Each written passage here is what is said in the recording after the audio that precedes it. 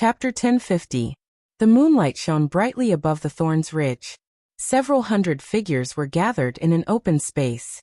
A man named Chunqing was arranging something in a low voice. Bai Chuan, lead 200 men, and follow me to break out from the east. Yes, sir. A thin man knelt on one knee, cupped his fists and said loudly. Gu Yuan, lead the remaining 100 men and escort the 2 royal highnesses and the prime minister away. Head north. Once you enter the land of Bedlam, General Wei will send someone to receive you. Another man respectfully replied with a solemn expression. Yes, sir. Chunqing's gaze swept across and said, remember this well. At all times and under all circumstances, you must ensure the safety of the 2 royal highnesses. In the distance, Yang Liuqing looked at the 300 soldiers that were quickly mobilized. She clenched her fists and revealed a trace of grief.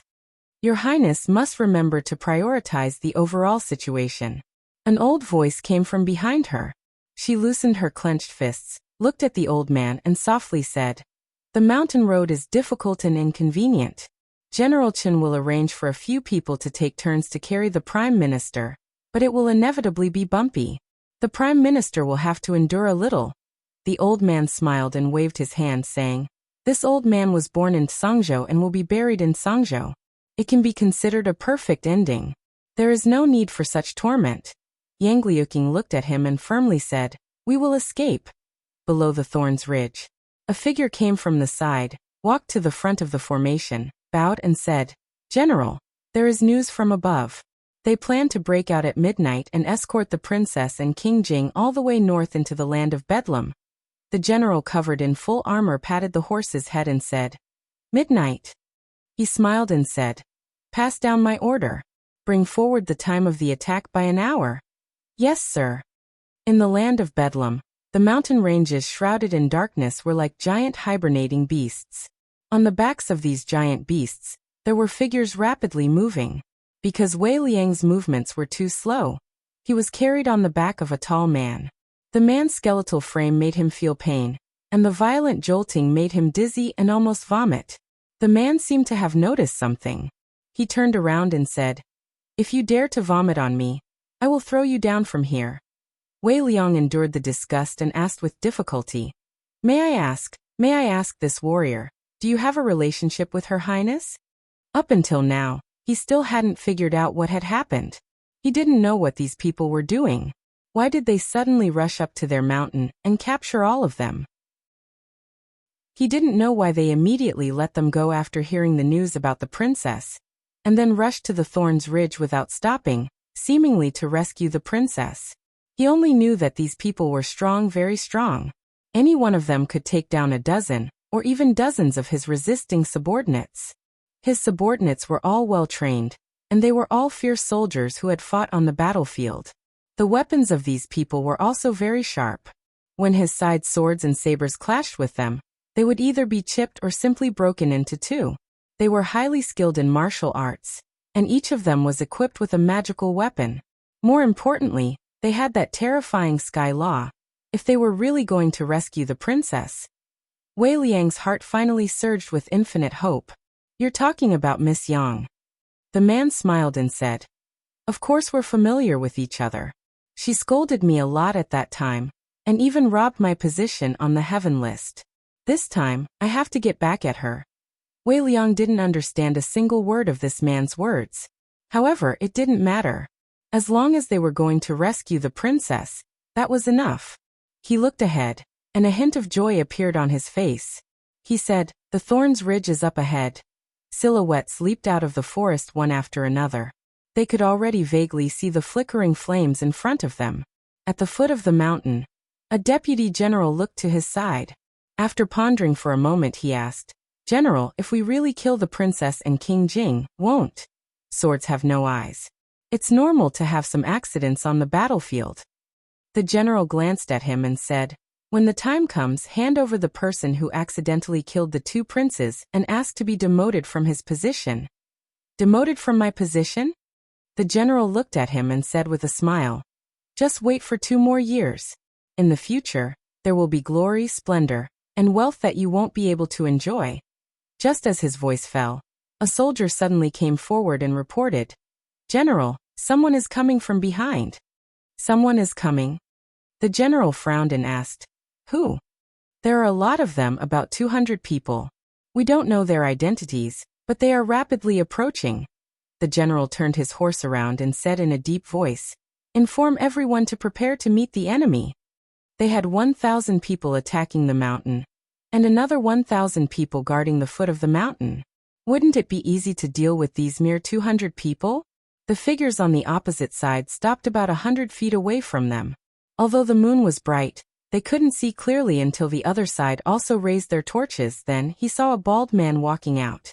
His head was glowing under the light of the torches, and he was holding something in his hand. "People on the opposite side, listen up. You've been surrounded." 200 people against 1,000, and he dared to say that he was surrounded. Hearing the loud voice coming from the opposite side, the general's face darkened. Suddenly, he saw a familiar figure behind the bald man. Wei Liang. He didn't expect to be able to catch all the rebels in one fell swoop this time. He waved his hand and said, "They're all traitors and rebels. Kill them all. Don't leave a single one alive." "Wait a minute." The bald man on the opposite side suddenly shouted. The general raised his hand, and the soldiers behind him stopped in their tracks. He wanted to hear what this bald man had to say in the face of death. Then he saw a little flame appear in the bald man's hand, and he struggled to throw something in his hand. That thing rolled to his feet. He sat on his horse and looked out. Boom! After an even more dazzling firelight, he couldn't see or hear anything. After this explosion, the army of nearly 1,000 people was left with only a series of screams and wails. At some point, someone finally couldn't help but scream. "This heavenly punishment, this is heavenly punishment. It's heavenly punishment, this is heavenly punishment." General Wei died in battle. On the opposite side, the bald man who was hiding behind the mound walked out again. As if nothing had happened, he continued to shout, "People on the opposite side, listen up. You've been surrounded." A deputy general got up from the ground and shook his head. He shook off the dirt on his body and stood up. He said loudly, "They're outnumbered. Charge forward. Their heavenly punishment can't be used in close combat. If we charge forward, they won't be able to do anything." As soon as he finished speaking, dozens of flames streaked across like meteors and landed in the army. One of them landed at his feet. Time waits for no man. The situation on Yang Liuqing's side was unknown. Li Yi didn't have the time to waste on them. On the opposite side, behind a low mound, Wei Liang heard the deafening sound and the flashing flames. He looked at the man beside him and pursed his lips. He asked, "Brother, can I throw one myself?" Heavenly punishment was extraordinary and had long been famous in the various countries. It was a sharp weapon on the battlefield, and also a nightmare for countless people. However, heavenly punishment couldn't be used without restrictions. It was easily affected by the weather and distance. If the two armies were engaged in a chaotic battle, this kind of weapon that didn't distinguish between friend and foe naturally couldn't be used. Finally, a dozen people were lucky enough to avoid heavenly punishment and rushed to the front. Then they flew back at an even faster speed. An 8 feet tall burly man rushed out from behind the mound. Their swords, sabers, spears, and halberds couldn't touch him at all. When they were hit by him, their bones were broken and blood foamed from their mouths. Some people clashed with their weapons. Their weapons broke, then their bodies. Some people only saw the flashing sword lights in the sky, and then nothing else. Some people stood there in a daze. They put down their weapons and raised their hands. Then tens and hundreds of people. Wei Liang looked at the dozens of people who walked out, and then looked back. There were even more people watching from the back. He finally began to realize what kind of monsters had attacked their mountain today. Chapter 1051. The Lu Alliance had 200 elites and countless experts on the Heaven List and Earth List. In addition to Tian Fa and the divine weapons in the eyes of ordinary people, Li didn't know where the limit of this combination was.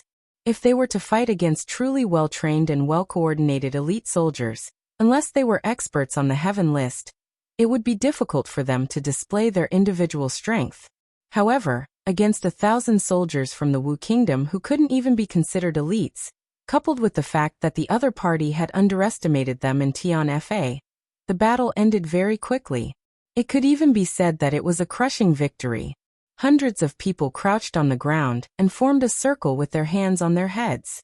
In reality, after the two high-ranking generals had died, the remaining soldiers had seen how terrifying Tianfa and the few experts on the heaven list were. They didn't have much will to fight anymore. After all, although the other party had fewer people, each of them was like an inhuman monster with divine weapons and divine weapons. They also had the divine weapon Tianfa on the battlefield. No matter how they looked at it, there was no need to fight this battle. Wei Liang had fought for half his life and had seen and even personally participated in many battles where the weak won against the strong. However, this was the first time he had seen such a simple and unpretentious way of winning. He was worried about the princess, so he didn't think too much. He quickly walked forward and grabbed a person's collar. He asked, "Where's the princess? Where's Her Highness?" After a while, he ran to Li Yi's side with an anxious expression. He said, "They have another 1,000 people who have just attacked the mountain. Her Highness only has 300 soldiers who can fight. We have to go and help her quickly." Li looked behind him and said, "Leave 50 people behind to watch them. The rest of you go up the mountain immediately." These captives had already lost their will to fight. Leaving 50 experts behind was enough. Not knowing the situation on the mountain, Li didn't dare to delay, and led everyone up the mountain immediately. Wei Liang walked a few steps and seemed to have thought of something. He cut off the heads of the two generals who had been killed by Tianfa, and carried them in his hands. He ran up the mountain behind everyone. "Your Highness, you should surrender. Swords have no eyes. If you hurt the two princes, it won't be good." At the top of the mountain, a deputy general looked at the figure that was surrounded by hundreds of soldiers and was desperately resisting. Yang Liaqing's pure white clothes were already dyed red with blood. Some of it belonged to her, and some belonged to her enemies. Behind her, the young man named Yang Fu had already fainted from fright, and was protected by two people. The remaining 100 or so people around him had long since become bloodshot. A bitter smile appeared on Chen Qing's face. "Your Highness, I'm sorry. I'm afraid I won't be able to protect Your Highness this time. You've already done your best." Yang Liaqing brandished the sword in his hand. Every time his sword stabbed out, a person would fall to the ground. One of her arms was injured and drooped weakly, but her expression was unprecedentedly calm. There was only sword light in her eyes. At the periphery of the crowd, the deputy general looked at the stalemate situation and waved to the 200 people behind him. "All of you, attack together. If anyone resists, kill them without mercy. Leave no one alive." Boom. As soon as he finished speaking, before the people behind him could move, a loud sound suddenly rang in their ears. The sound was like a thunderclap, resounding through the mountains and into everyone's ears. The stalemate situation paused for a moment. Everyone couldn't help but look down the mountain. Boom, boom, boom. Streaks of dazzling flames appeared in their line of sight in an instant, followed by a deafening sound. "What's that? The mountain god is angry? That's the direction of the camp." Flames and loud sounds came from the direction of the camp. They looked down the mountain with a look of horror. Chen Qing took the opportunity to kill a few more people. He protected Yang Liuqing and quickly retreated into the forest. He looked back. The brilliant flames at the foot of the mountain had already been extinguished.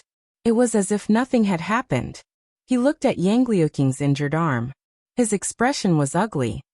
"Your Highness, you're injured." Yang Liuqing didn't look at him.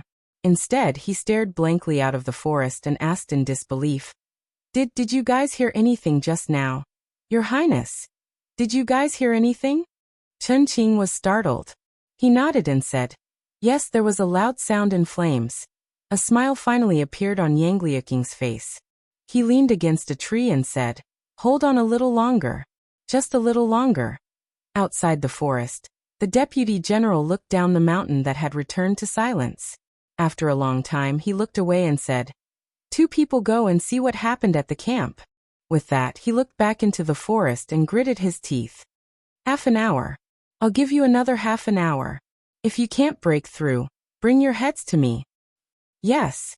As the hundreds of people approached the forest again, someone suddenly shouted, "General, there are people coming up from the foot of the mountain." Looking at the dozens of figures leaping up, the deputy general's expression froze. He asked, "Who are they?" In a few breaths' time, someone had already rushed up and threw two objects at his feet. "General Wei and General Xiao are dead. You have 10 breaths time to surrender." With the help of the moonlight and the flames, the deputy general could already see what was at his feet. It was the heads of General Wei and General Xiao. He suppressed the shock in his heart and shouted, kill them quickly." Swoosh. As soon as he finished speaking, he heard the sound of wind breaking. He was shot between his eyebrows and fell to the ground.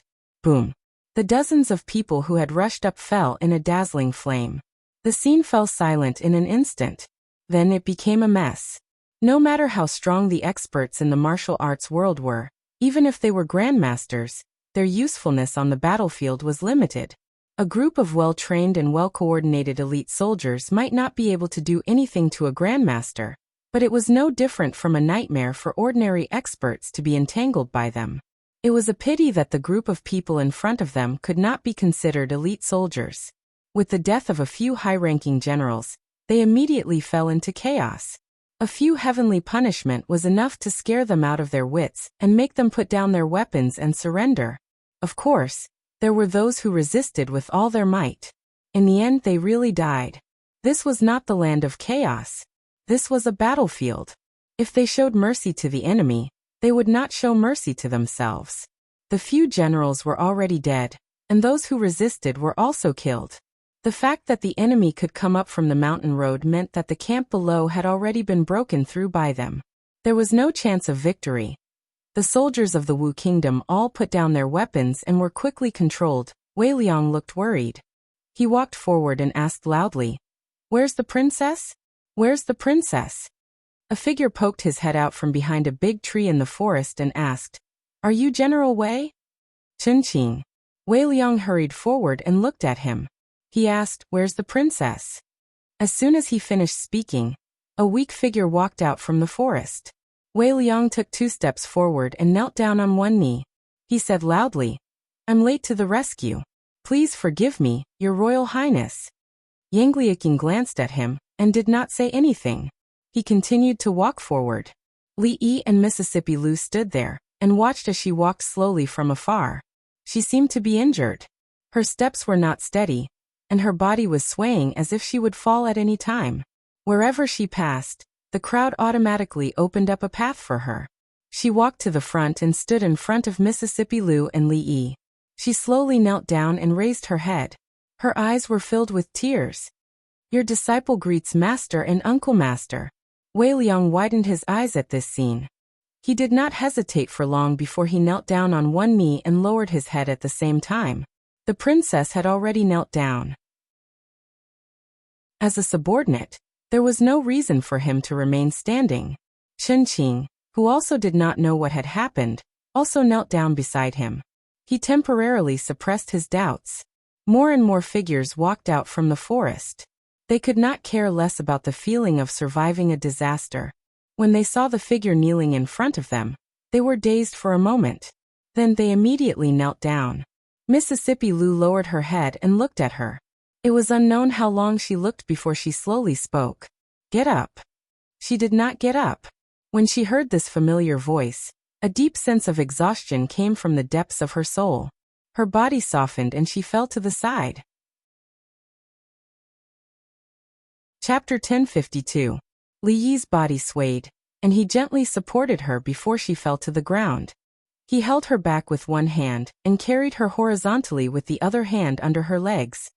He turned his head and saw Mississippi Lu looking at him. He looked at the unconscious Yang Liaqing, then raised his head to look at Mississippi Lu and asked, "How about you do it?" Songzhou was located at the border of the Wu Kingdom, with the Thorns Ridge as the boundary. Further north was the chaotic land beyond the jurisdiction of the government. Ever since the current emperor massacred the imperial capital and sat on the throne, heroes had risen within the borders of the Wu Kingdom. The government's control over the prefectures far away from the imperial capital had been greatly weakened. For a long time, Songzhou had been occupied by the former border army loyal to the late emperor. Several generals who were loyal to the late emperor and the only princess of the empress wanted to overthrow the court and make the son of the late emperor, Prince Jing, the new emperor. Of course, this was all old history.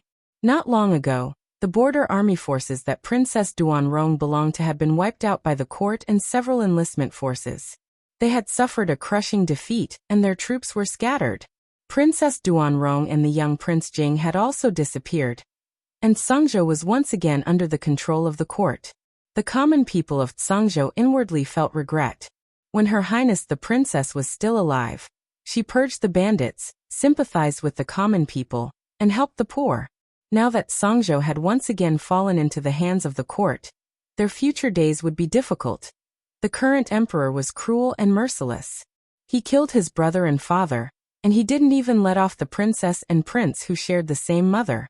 It was said that last night, the government had dispatched more than 2,000 soldiers to encircle and suppress Princess Duanrong in the Thorns Ridge. The common people didn't dare to make a sound, but they were secretly indignant. Weren't these heartless people not afraid of the wrath of the heavens?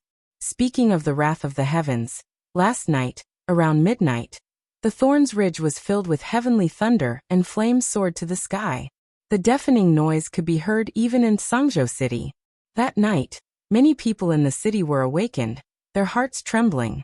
In the morning, there was news that last night, the government had dispatched more than 2,000 soldiers to encircle and suppress Princess Duanrong, but they hadn't returned immediately. Countless people guessed that their actions must have angered the heavens, causing the gods to be enraged and send down heavenly lightning and earthly fire, leaving all those people there. Of course, these were all rumors. At this moment, at the foot of the Thorns Ridge, there was a group of people looking at the tragic scene of corpses strewn all over the mountain, and they couldn't help but vomit. Dead, they're all dead. Even General Wei and General Xiao. Quick, send a message to the royal capital. In the Bedlam lands, there was a winding mountain road that spiraled up the mountainside. At the front were several carriages, and behind them were nearly 100 people. Wei Liang finally knew why the Wan brothers and the others were forced to repair the road. The winding mountain paths of the fringe that were difficult to traverse were now smooth and comfortable. They could even travel in carriages. The injured princess was in the carriage at the front.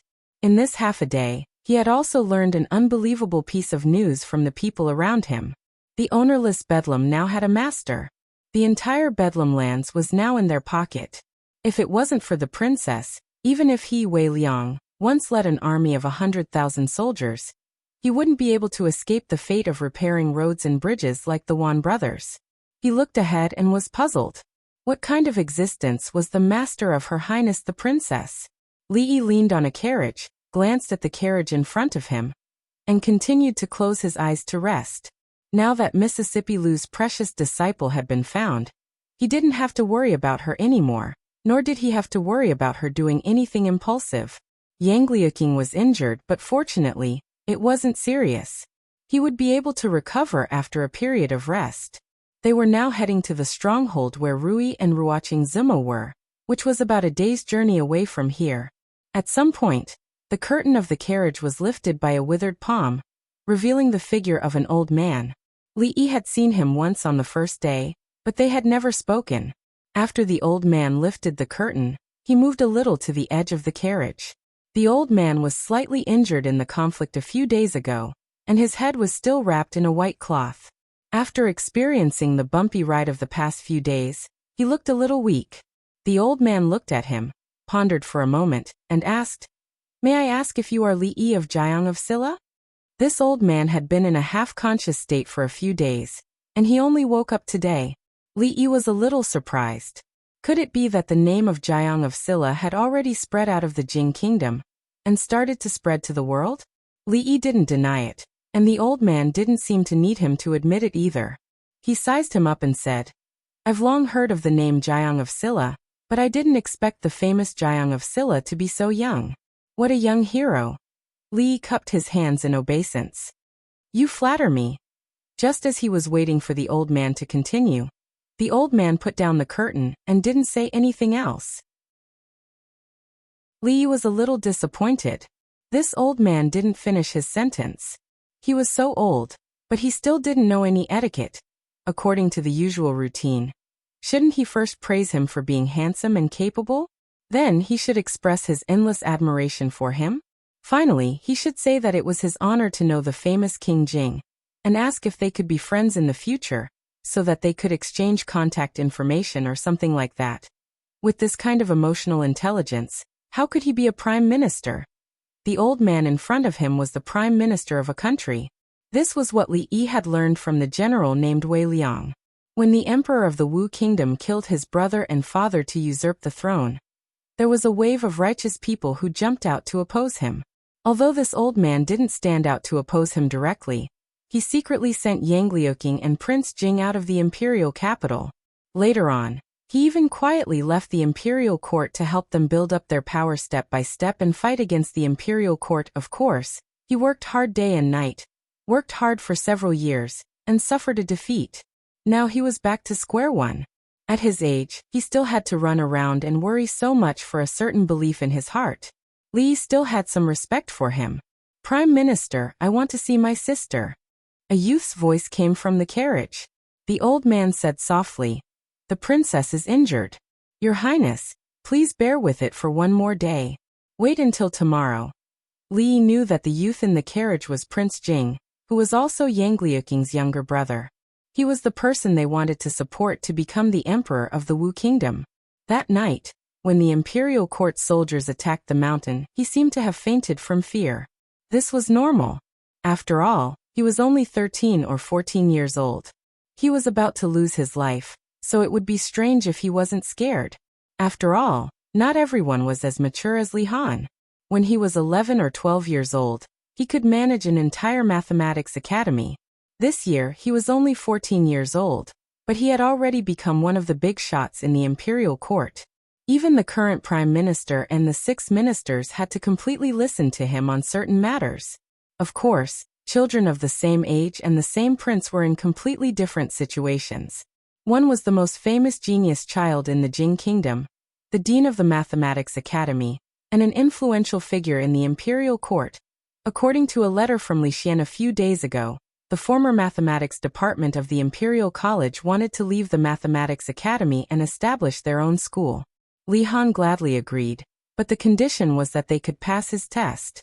In the end, everyone failed on the test paper that Li Han gave them, including the professors and even the Minister of Mathematics. No one from the Mathematics Department of the Imperial College passed the test. As for the test paper, after a few teachers from the academy looked at the solution given by Li Han, they said that the solution was only a little complicated and did not exceed the limits of the imperial court. Li Yi remembered that when he received the letter from the Dragon Boat Festival, he had asked him to come up with a few complicated math problems to give Li Han a hard time. To prevent Li Han from always showing off in front of him, Li Yi had randomly come up with a few. It was a little complicated, but Li Han was not a person who could be measured by common sense. He had actually found all of the more than 30 auxiliary lines of the geometry problem. "I'm not saying that you are trash. What I mean is that everyone here is trash." This was what Li Han said to the Minister of Mathematics in front of all the teachers and students in the Mathematics Academy. It was said that at that time, the Minister of Mathematics trembled with anger. The faces of the mathematics department turned green. The situation was out of control. Li Han was completely blessed by the heavens. If he wrote a few books based on his own experiences. 14 years old. "Why am I so outstanding? You're flattering me. I'm just a genius." From a rebellious boy to the dean of the Mathematics Academy, the growth of a genius youth. This book would definitely be sold out in the Jing kingdom. In comparison, this young man named Yang Fu was also treated specially by the heavens. When he was 10 years old, his second brother killed his father and eldest brother and forced his mother to die. His older sister brought him to hide from the imperial court. She also had to shoulder the great responsibility of restoring the country and taking revenge. It was really not easy. Since ancient times, there were many people who successfully rebelled. However, there were even more who were suppressed and killed. With only a few hundred people under their command, it was easier said than done to overthrow a countri. Li Yi sighed. To be honest, he hoped that she could let go of these things and live a happy and stable life as an ordinary person. However, when he thought of her dedication and craziness in practicing martial arts, it would be very difficult to achieve this. Moreover, he could not control the life that she chose. In the carriage at the front, Yang Liuqing leaned against the carriage and looked down at Mississippi Lu. She said in a low voice, "Master, I'm sorry." Mississippi Lu looked at her and said coldly, "You left without a word for 3 years without any news. A simple apology is enough. Do you still see me as your master?" Yang Liuqing's face turned pale. She panicked and said, "Master, you can hit me or scold me, but don't chase me out." Mississippi Lu looked at her and raised her hand. Yang Liuqing raised her head and closed her eyes. Smack! A crisp sound came from the carriage. Yang Liuqing opened her eyes. After a moment of shock, she covered her butt and blushed. "Don't do it again." Mississippi Lu glanced at her and jumped out of the carriage. Chapter 1053. One of Yang Liuqing's arms was injured. On the way, Mississippi Lu had already treated the wound for her. The carriage couldn't directly enter the village, so Li Yi had to carry her on his back for the distance from the carriage to the village. Even if Wei and Chun had 10 guts, they wouldn't dare to be intimate with Her Royal Highness. It couldn't be helped. However, Mississippi Lu was his disciple. Why should he carry her on his back? Although she was his martial niece and could be considered as half a family. But in the end, there were differences between men and women. Even Bai Su, who had no breasts, no buttocks, and was narrow-minded, following behind Mississippi Lu was stronger than him. Although she looked petite and weak, her strength could be ranked in the top 10 of the heaven list. Li Yi was sure that she could definitely beat 10 of him. Carrying him up the mountain was not a problem at all. Speaking of Bai Su, Li Yi always felt that this woman had a faint hostility towards him. It wasn't just because he accidentally touched her non-existent breasts last time. That look in her eyes, it seemed as if he had stolen her man. After she looked at him with that kind of look for the umpteenth time, Li Yi finally couldn't stand it anymore. He glanced at her flat chest and said seriously, "I like women." This explained that touching her chest last time was purely an accident. After all, compared to Rui, she could only be considered as half a woman. It also explained that he wouldn't steal her man. There was only one man who usually hung around her. Did this girl like Fang? Bai Su looked at him with a resentful look. She gritted her teeth and said, "Me too." Li Yi was stunned on the spot. Did she mean that although she had no breasts, she was still a woman, implying that he could like her? Or did she like women as much as he did? It should be the former. He sighed.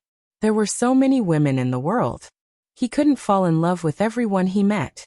It was enough to take care of the few women in his family.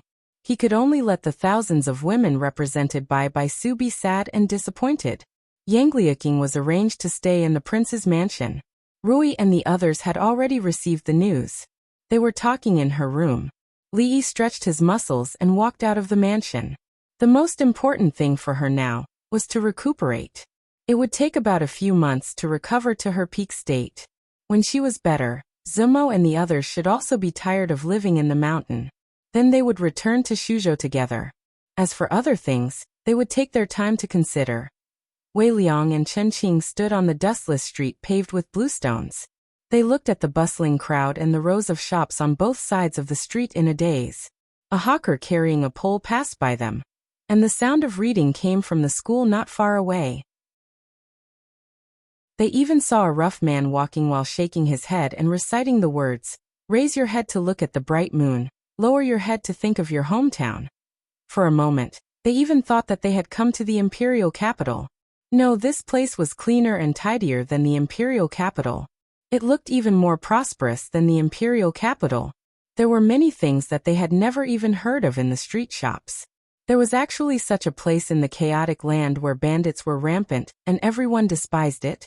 They suddenly felt a little inferior. Yang Fu did not feel inferior.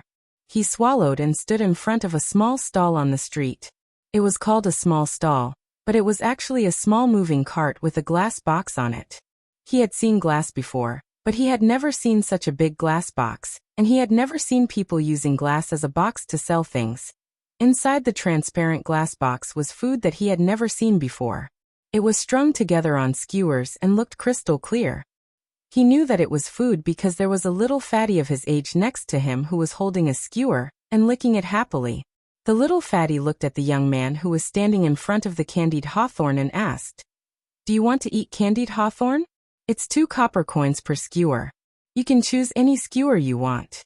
Buy 5 skewers and get 1 free." Only then did Yang Fu know that this thing was called candied hawthorn. He was a prince. In the past he could eat whatever he wanted. Things that flew in the sky, swam in the water, and all kinds of delicacies, but that was in the past. Later on, when he traveled around the various states, he had more opportunities to eat vegetables. The crystal clear thing in front of him seemed to be more delicious than any delicacies he had eaten before. He had no money, and he had never touched money. The little fatty looked at him and scratched his head. He took out a candied hawthorn from the box and handed it to him. He said, "My name is Lin Hu. They all call me Fat Tiger. I have never seen you in the stockade. This candied hawthorn is for you. Let's be friends." Yang Fu looked at him, and a trace of anger suddenly appeared on his face. He hit the candied hawthorn to the ground. He was King Jing, the future emperor of the Wu Kingdom. How could he accept the charity of a lowly commoner? How could he be friends with a lowly commoner? The little fatty's hand that was holding the candied hawthorn was still extended forward. He did not expect such a big reaction from Qin Haodong. He looked at him in a daze.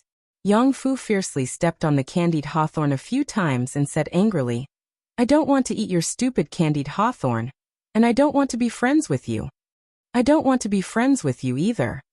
The little fatty looked at the candied hawthorn that he had stepped on and sniffed. He looked at Qin Haodong and said, "You have to pay." Yang Fu glanced at him and said disdainfully, "I won't pay." The little fatty frowned and said, "You are making things difficult for me, Fat Tiger." Yang Fu raised his eyebrows. "So what if I make things difficult for you?" The little fatty looked down at the mess on the ground and said, "Then do you dare to spit on the ground again?" "Bah." Yang Fu spat on the ground and looked at him. He said disdainfully, "I will spit. So what?" The little fatty turned around and waved at a man wearing a red armband on the street. He said, "I want to report someone. Someone spits on the ground and litters everywhere." The man quickly walked over and asked, "His Highness is back, but he still dares to commit crimes. Little brother, tell me who is so unethical." The little fatty pointed at the youth opposite him and said, "It's him. Whose family's little brat is this? It's time to teach him a lesson." The burly man said as he tucked the handsome but immoral little brat under his arm. He then turned around and walked towards the direction of the school. "Let me go, let me go. How dare you? I will punish you." Yang Fu was almost vomited by the strong smell of a fox. His face turned green, and his limbs flailed wildly. "Stop. Let go of His Highness." 2 shouts rang in his ears. He had just taken 2 steps when he found 2 figures in front of him, glaring at him. "Oh, rebellion!" The big man did not let go of the youth under his arm and said loudly, "Brothers, someone is rebelling." Crash! The door of the opposite building was pushed open.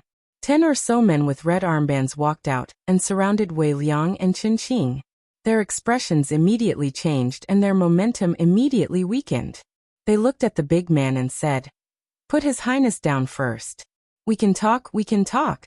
Talk my ass. This little brat litters everywhere and is unhygienic. We should discipline him on behalf of his parents." Cough, cough. An old man walked over from behind and asked, "What happened?" Li Yi had been standing far away from the beginning. He slowly walked over and looked at the old man and said, "This is the rule here. Those who urinate, spit, and litter everywhere need to attend class and complete a test as punishment." The old man nodded and said, "There are no rules. Since we are here, we must abide by the rules here." He looked at the big man and nodded. "Thank you. I don't want to attend class, and I don't want to take a test." Yang Fu was still struggling when he was taken away by the big man. "Prime Minister Wang said." Wei Liang and Qin Qing looked at each other and did not stop him. The old man watched Yang Fu be taken away by the big man. Then he looked at Li Yi and asked doubtfully, "I have never heard of such a punishment. Is there a reason for it?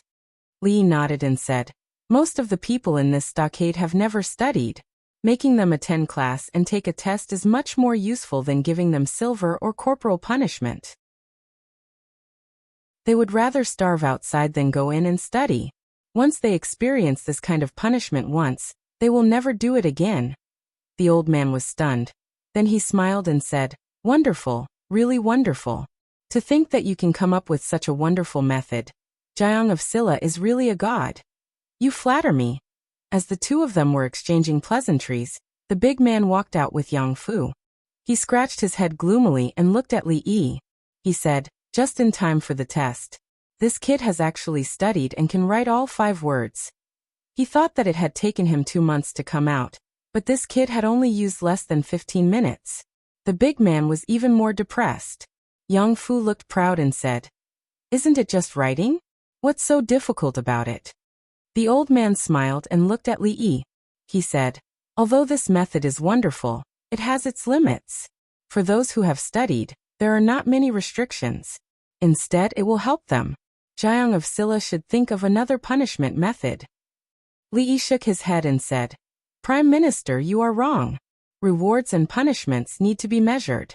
How can blindly punishing people without rewards be the solution? The old man thought for a moment and nodded. What Jiang of Silla said makes sense.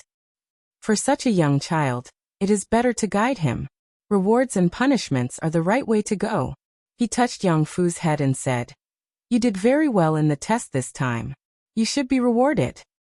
I have a book called Elementary Mathematics. It is a secret textbook of the Jing Kingdom School of Mathematics. There are 100 classic examples in it. If you can solve all of them, you will be able to see the door of mathematics. Li Han, the king of Jin, started from this book and became the dean of the Jing Kingdom School of Mathematics. I don't pass this book to ordinary people, but this time it is your reward. He pointed at Yang Fu and turned to look at the big man. He said, take him to the confinement room. I will ask someone to send the elementary mathematics over. Watch him personally and don't come out until he is done. Chapter 1054. Li Han and Yang Fu were about the same age, and they were both princes. Therefore, Li Yi would always compare the two of them, whether intentionally or unintentionally. The result of the comparison proved a problem. There was still a gap between people and princes. At the same age, one of them was already in charge of a mathematics school, stirring up the court, reaching the peak of his career, but he was still flirting with girls and could even roast good fish.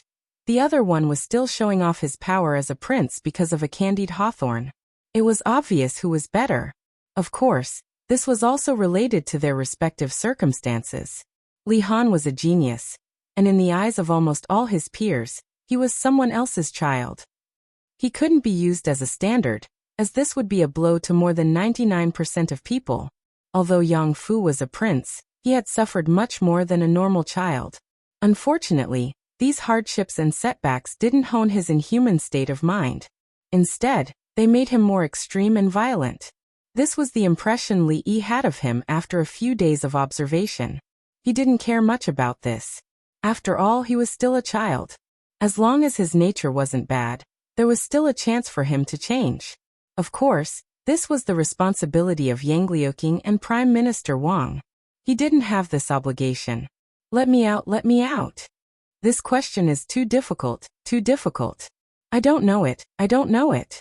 I was wrong, I shouldn't have littered, I shouldn't have spat, I was wrong, let me out. Sister, sister, Prime Minister, General Chun, General Wei, help me.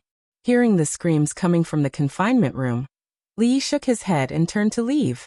Although it was only elementary mathematics, it took Li Han a lot of time to completely understand the book with his help. If Yang Fu studied it by himself, he probably wouldn't be able to solve half of the questions in his lifetime. His goal wasn't to let him solve the questions. This wasn't the Wu Kingdom, and it wasn't the border army that was loyal to them.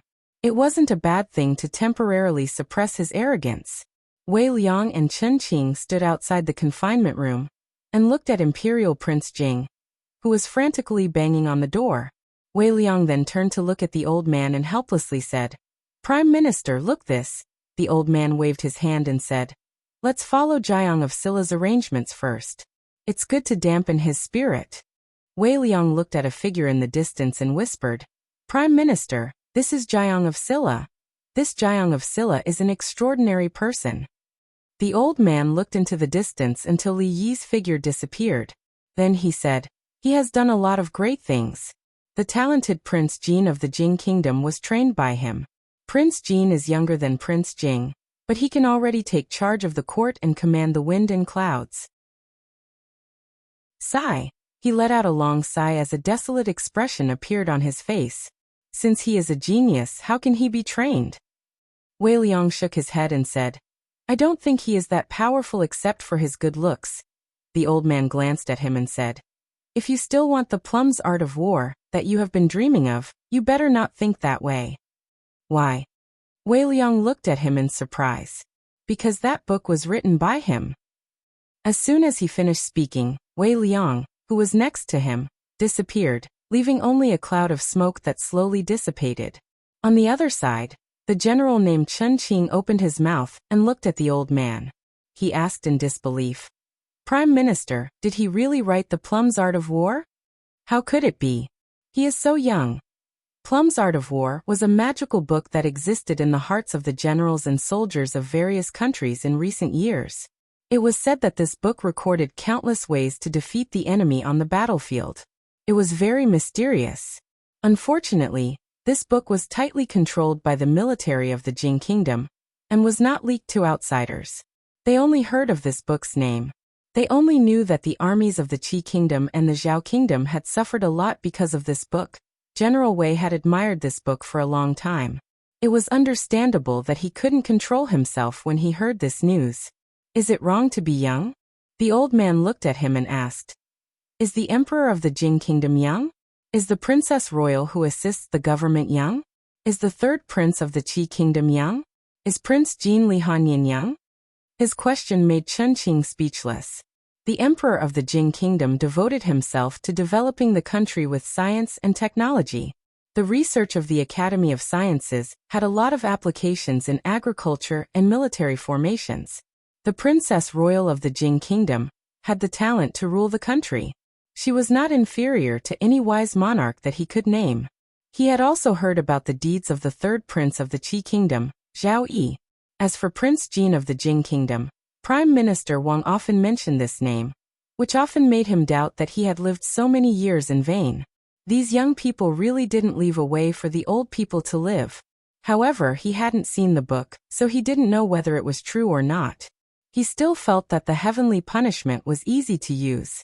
It was simple and straightforward. No military strategy could compare to a pile of heavenly punishment. Seeing his expression, the old man knew what he was thinking. He said, I forgot to tell you that the heavenly punishment of the Jing Kingdom was also made by the Jiang of Silla, Li Yi. He patted on Chen Qing's chest, where there was a scar that spread to his neck. Also, if you really want to think about it, your life was also saved by the Jiang of Silla. The old man shook his head and said, If it wasn't for the suturing method he proposed, you would have died on the battlefield because of excessive blood loss a year ago. Chen Qing opened his mouth, looked down at his chest, and was stunned.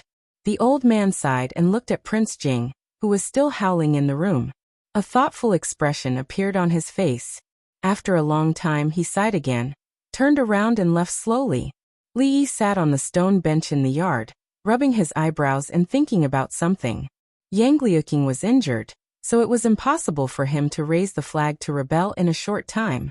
In the border army that had been loyal to her, besides the two generals, Wei Liang and Chen Qing, and less than 500 disabled soldiers, there was only an old man and a retarded younger brother who drooled at the sight of candied fruits.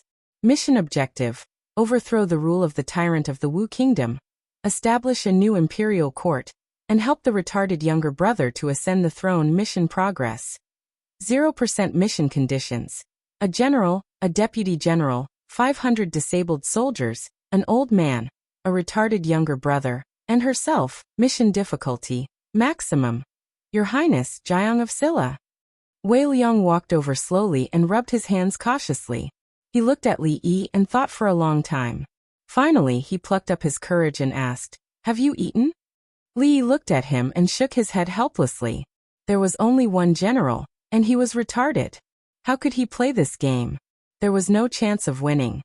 There were only a few people in the beginning, and they didn't have any equipment, but they still wanted to overthrow a country. Even he, as her martial uncle, was worried about her. Plum's Art of War was actually a hodgepodge of things like 36 stratagems, 6 secret strategies, 3 strategies. After being organized and mixed together, it was named by the shameless Li Xian. This was actually not a secret. War could not be won by relying on a book on military strategy. The outside world's evaluation of this book was too high, and there was a lot of exaggeration. He took out a book from the study and lent it to Wei Liang. When he took the book, his hands were trembling. If not for Li Yi's support, he might have knelt down and kowtowed to him on the spot. After sending him off with great difficulty, Li Yi thought of something. He walked into the study and took out a brocade box from the cabinet. Then he walked out of the study and walked to the door of Yang Liuqing's room. He knocked on the door and walked in. "Martial uncle." Yang Liuqing sat up from the bed. Her voice was a little weak. "Don't. Just lie down." When Li Yi walked over, she was already sitting up. He handed the brocade box to her and said, "Last year, I met a businessman from the Wu Kingdom. He said this was your mother's legacy. I don't know if it's true. Open it and take a look." When Yang Liuqing opened the brocade box and saw the phoenix hairpin, her body trembled. The next moment, her eyes were filled with tears, and big drops of tears rolled down her cheeks. She bent her legs and wrapped her arms around her knees. At first, she sobbed softly, but soon she burst into tears. Li Yi gently patted her back. She was carrying so many things on her back. Crying out loud would help her release some of it, which was good for her body. "I've cooked porridge. Try it." Mississippi Lu walked in from outside with an exquisite tray in her hands. In the room, beside the bed, the woman wrapped her arms around her knees and cried extremely sadly.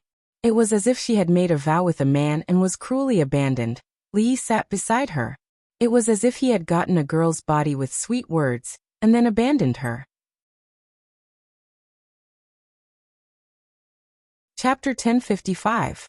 Li Yi looked at Mississippi Lu, then got up and walked out. Although the situation in the room seemed to be easy to misunderstand, he believed that Rui wouldn't. Rui understood him. When he and Rui were in the Qi Kingdom, when Rui was injured and couldn't fight back, he and Rui shared a room together. He didn't do anything out of line for a few months. Let's not talk about the past, let's talk about the recent events. On the day of the wedding, he was locked out by Rui and the other two. Rui took him in. Both of them were drunk and slept on the same bed. Didn't he not take advantage of her? Third Miss Chen stood in the yard and watched Li Duan and Yongning play. When she saw Li Yi coming over, she asked, "How's the girl?" "She's fine." Li Yi shook his head and said, "She's been through a lot. It's hard for her to hold it in. She'll be fine after crying." She nodded and said, "It's good that she's fine. I've heard from Rui about this little girl's background. I don't know how much suffering she's gone through to reach this stage. It's not easy."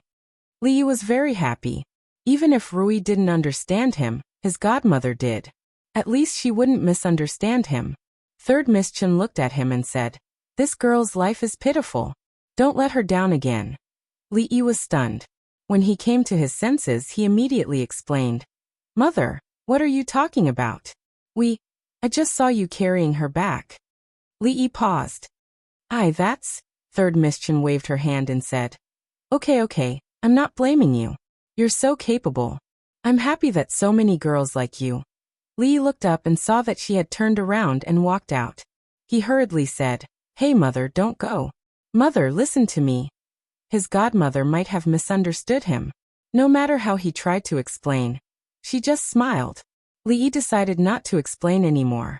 Time would prove his innocence.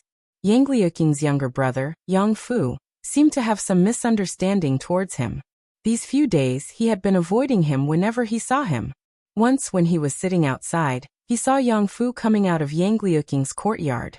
Halfway there, he noticed Yang Fu and immediately hid behind a big tree. He sat there thinking about the future management of the fringe. He also wrote letters to Li Xian, Emingzhu Shaning and the others. He sat there for more than 2 hours. Yang Fu hid behind the tree for another 2 hours. Before he left, he looked back and saw that Yang Fu had also come out from behind the tree. His pants were wet. Holding one's urine wasn't good for the body.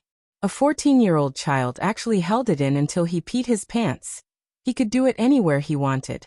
Rules were dead, but people were alive.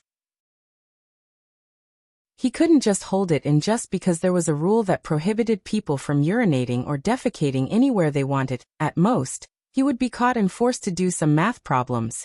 He had only completed less than 10 problems in the basic mathematics set. It took him 3 days. Li Yi wasn't a rigid person. He asked the man to let him out. If he couldn't finish it, he could do it slowly. After all, there would be plenty of opportunities. Yang Fu was still young and didn't understand the value of basic mathematics. On the other hand, the old man named Wang treated it like a treasure.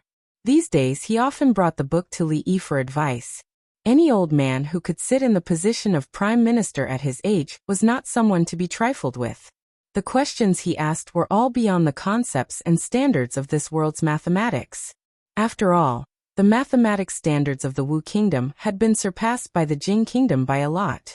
Not only did the Wu Kingdom not have any new mathematics, but the Wu Kingdom also didn't have any perfume or liquor. The Wu Kingdom didn't even have candied fruits. Mathematics didn't belong to Li Yi, nor did it belong to the Jing Kingdom's Mathematics Institute. Li Yi didn't mind the old man implementing it in the Wu Kingdom after he learned it. Of course, he was only a prime minister now, so he couldn't implement it even if he wanted to. Thank you, Jiang of Silla, for answering my questions. The old man put away the basic mathematics book that was almost torn to pieces. He stood up and said, "I'm going to see the princess." Li Yi waved his hand and said, "She hasn't fully recovered yet. Prime Minister, be careful with your words." "I know." The old man nodded his head and turned to leave. When the old man walked in, there were still a few people in Yang Liuqing's room. Yang Fujing stood in front of the bed and said pitifully, "Sister, I don't want to go to the confinement room anymore. I don't want to do mathematics either. Let's go back, okay?" In the past few days he finally realized one thing. This wasn't the Wu Kingdom, nor was it the military. Other than Wei Liang and Chen Qing, no one treated him as King Jing. No one would listen to his orders. He just spat on the ground and was thrown into a dark room to calculate problems for 3 days. What kind of problems were those? Who would want to solve them? However, he had to do it. If he didn't do it, he wouldn't be given food. If he didn't eat, he would starve to death. Even his sister and the prime minister couldn't save him. Although there were a lot of delicious food and fun things he had never seen before, he didn't want to stay here for another day. He didn't want to see that person anymore. The old man walked over and looked at him. He smiled and said, "Your Highness, please go out and play for a while. I have something to discuss with the princess." Although Yang Fujing was unwilling, he pouted and left quickly. The prime minister and his sister definitely had something important to talk about. If he caused trouble at this time, his sister would punish him, and the prime minister wouldn't be able to protect him. After Yang Fujing left, Wei Liang closed the door and stood at the door with Chen Qing. The old man walked to the bed and asked, "Your Highness, are you feeling better?" Yang Liuqing nodded. "I'm fine now. I'll recover after some rest." She leaned against the side of the bed and looked out the window. She said slowly, "Songzhou has fallen back into the hands of the imperial court. General Fan and the others were scattered. I don't know where they are now." The old man comforted her. "General Fan won't fall into the hands of the imperial court so easily. Your Highness, just focus on recuperating. When you recover, we'll start all over again. You'll definitely be able to see General Fan again." Yang Liuqing nodded slightly. The old man looked at him and suddenly said, "If Jiang of Silla..." "No." Before he could finish, he was interrupted by Yang Liuqing. Yang Luqing raised her head, looked at him and said seriously, "The Prime Minister said no." She knew what Prime Minister Wang wanted to say. Prime Minister Wang also knew what he wanted to say. A few years ago, Her Highness swore to practice martial arts for revenge. She hid it from them and secretly came to the Jing Kingdom. She stayed in the Jing Kingdom for a long time. During that period of time, in order to avoid being captured by the imperial court, They hid in the fringe. Even though they knew how naive the princess was at that time, no matter how skilled she was in martial arts, it was impossible for her to fight against an entire country alone. However, they failed to stop the princess. 2 years later, Her Highness returned. No one knew what His Highness had experienced in those 2 years. They only knew that His Highness's martial arts had improved by leaps and bounds. During battles, he would always take the lead and become a legend on the battlefield.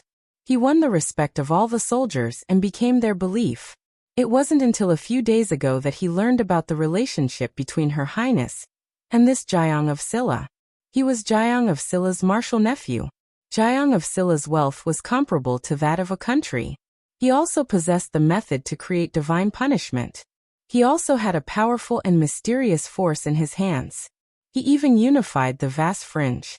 In the Wu Kingdom, other than the imperial court, no other force could contend against him. More importantly, he was Jiang of Silla. Jiang of Silla Li, a man who repeatedly created miracles. A man who was good at creating miracles. If there was anyone who could help Her Highness accomplish this, that person was none other than Jiang of Silla. This was practically their last and greatest hope. Your Highness. The old man looked at her and slowly knelt in front of her. His voice was deep. Your Highness. Wei Liang and Chen Qing knelt down in front of her at the same time. Yang Liuqing looked at them with a pained expression. She shook her head and said, 3 years ago, I've let Master and Uncle Master down once.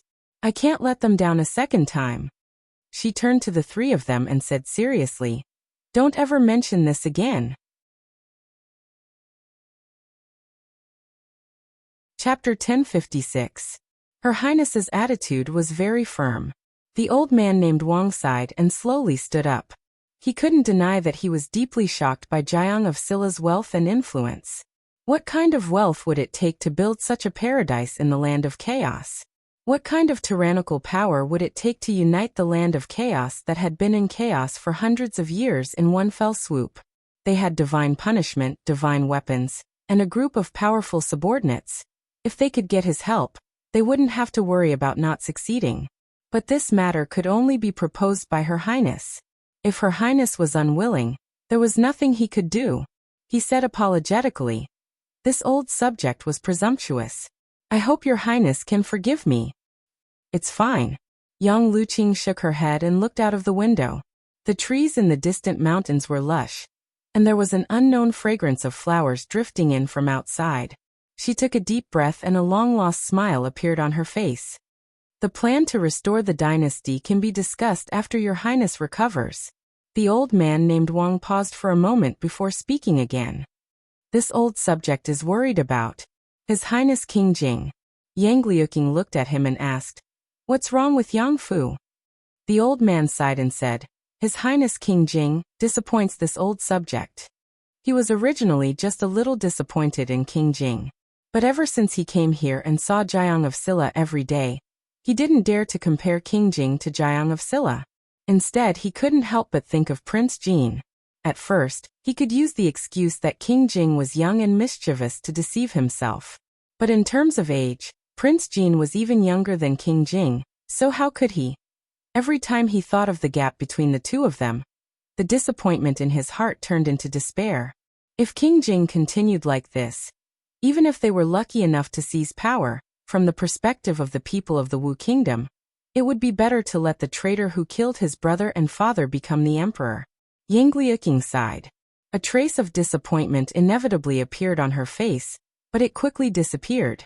She smiled and said, Yang Fu is still young, and with the Prime Minister's guidance he will definitely change his naughty nature. The old man surnamed Wang nodded. He could only use this excuse to deceive himself. Yang Liuqing thought for a moment, and her beautiful eyes suddenly lit up. She said, if Martial Uncle is willing to teach him, I think he will quickly change his mischievous nature. That Prince Jin Li Han was taught by Martial Uncle. I remember Martial Uncle said that Li Han used to be very mischievous. The old man surnamed Wang did not doubt Her Highness's words.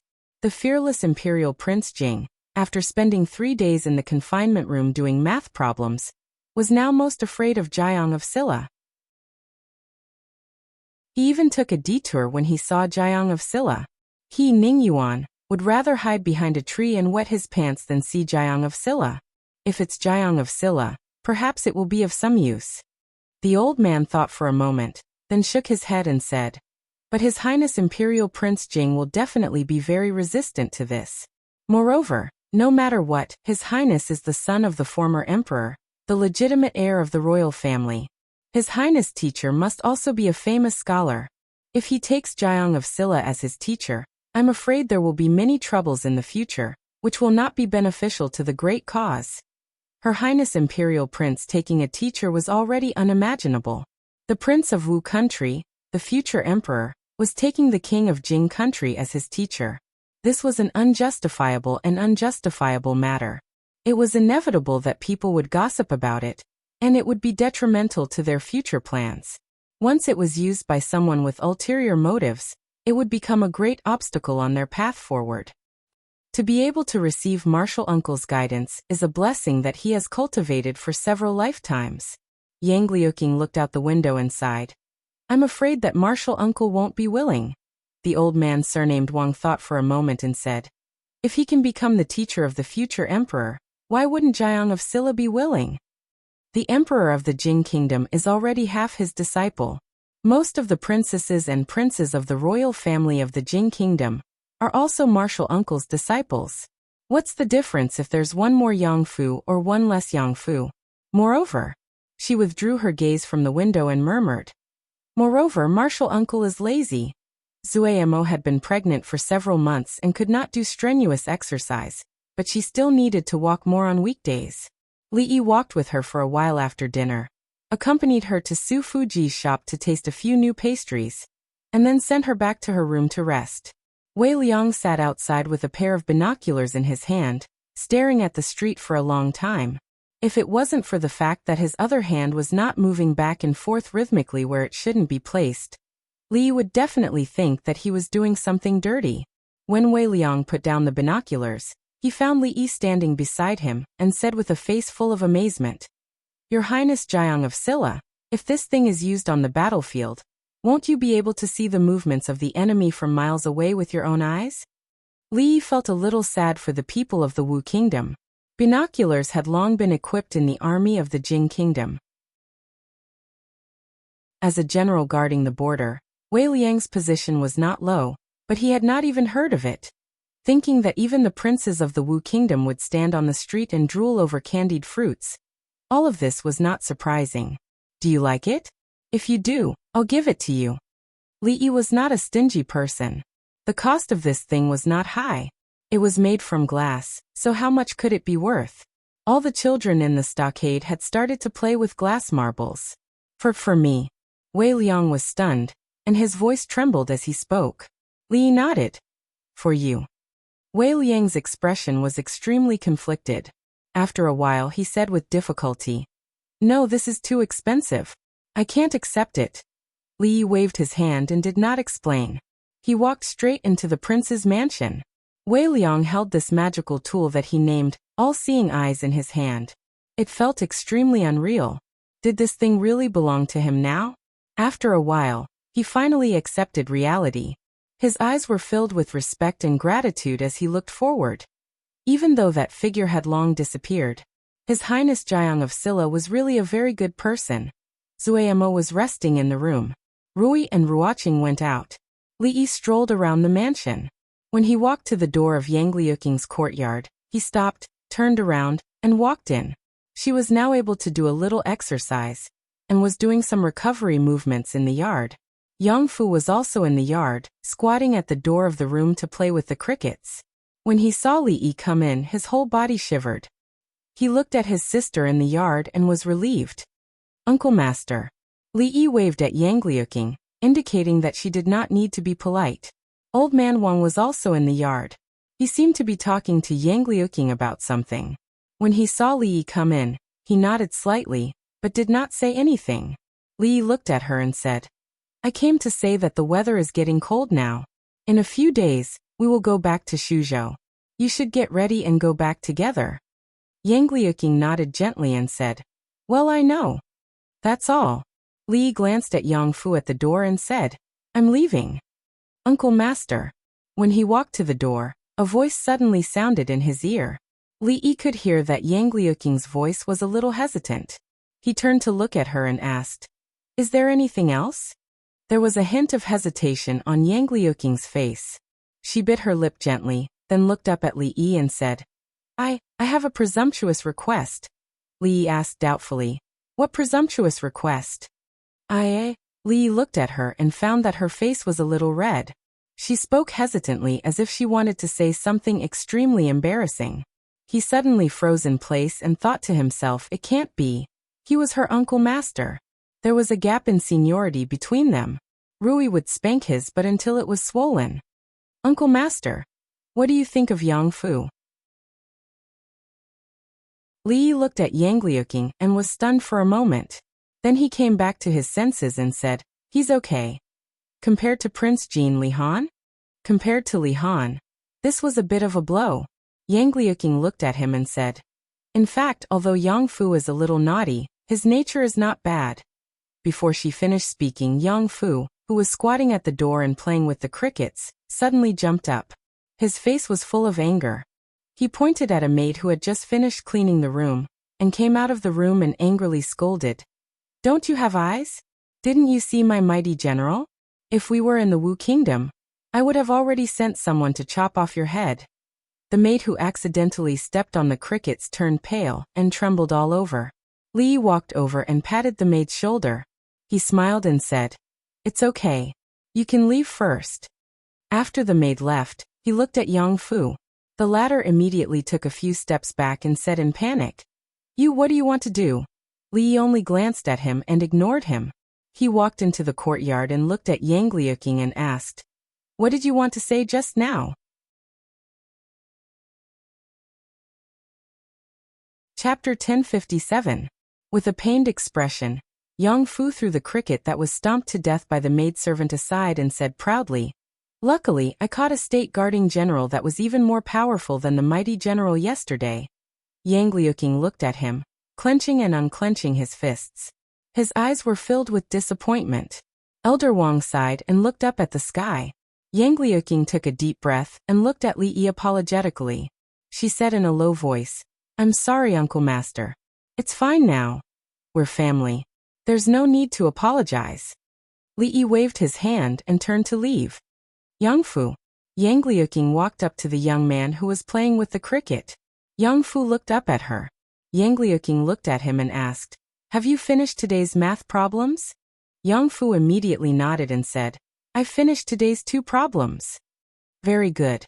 Yang Liuqing patted his head and said, "My royal sister will reward you with 10 more problems. Go and solve them. You can eat after you're done." Hearing this, Yang Fu's body trembled. He raised his head and looked at his royal sister who spoiled him the most. He suddenly felt that at this moment, she was so unfamiliar. Unfamiliar yet familiar at the same time. His face was pale and his body was trembling. "Oh no, my royal sister must have been possessed. She must have been possessed by that bastard." He cried, heartbroken and heartbroken. "I don't want to write. I want to go back. I don't want to stay in this place anymore." After moving back to Shuzhou from the fringe, Li Yi had not seen the young man named Yang Fu. According to Wei Liang, His Highness King Jing had been in seclusion for the past 2 months, painstakingly studying mathematics. He must have made great progress. Otherwise, he wouldn't have cried tears of joy in the middle of the night. His cries could be heard from a courtyard away. For the first time, Li Yi admired Yang Fu. When Li Duan first started studying mathematics, he cried a lot. When he encountered a difficult problem, he could not solve it even after a long time. He cried even sadder than Li Duan when he was only a few months old. Yang Fu could actually cry tears of joy. He was simply the chosen one. Yang Liuqing's injuries were almost healed. She didn't mention anything about revenge anymore. She stayed by Mississippi Lu's side every day to help her deal with Lu Meng's matters. Everything seemed to have returned to normal, no different from a few years ago. Li Yi would occasionally see her sitting in the courtyard in a daze. Her eyes were blank, unfocused, and without direction. She was like a lost child, unable to find the way forward or the way back. Of course, when she was in front of others, she would put away all these emotions. No one knew how heavy her heart was. Wu Kingdom spies came back with some more news. Li Yi personally brought it to her. In fact, there wasn't any valuable news.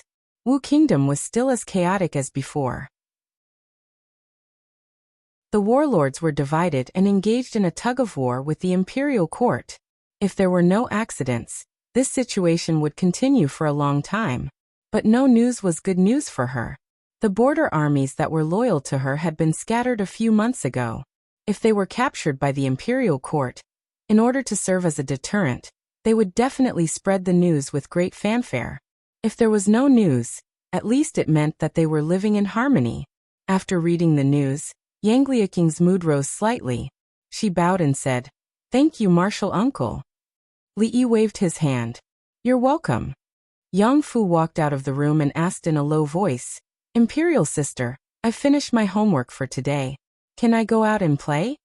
Yang Liuqing nodded. "Go ahead." Seeing Yang Fu run out, she looked at Li Yi.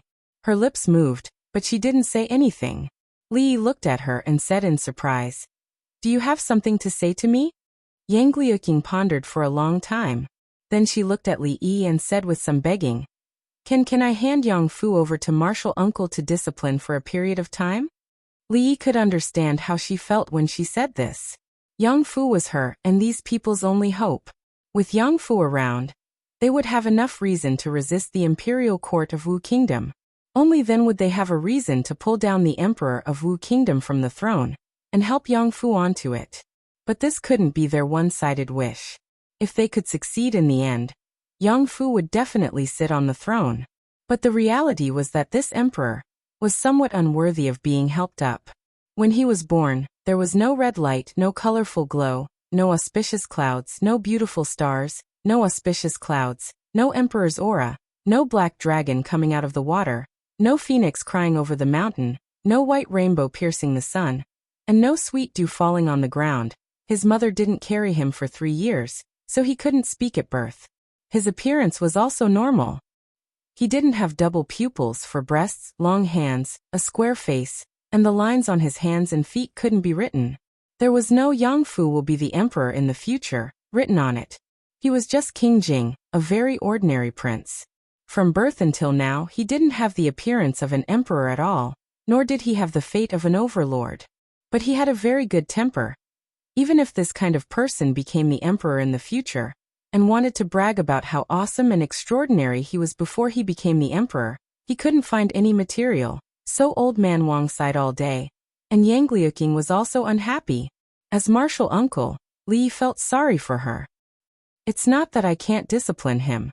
Li Yi nodded and said, "It's just that my method might be a little different. I'm worried." "Martial uncle, you agree?" Yang Liuqing grabbed his arm and said in surprise. Looking at her hand that was grabbing his arm, Li Yi blushed.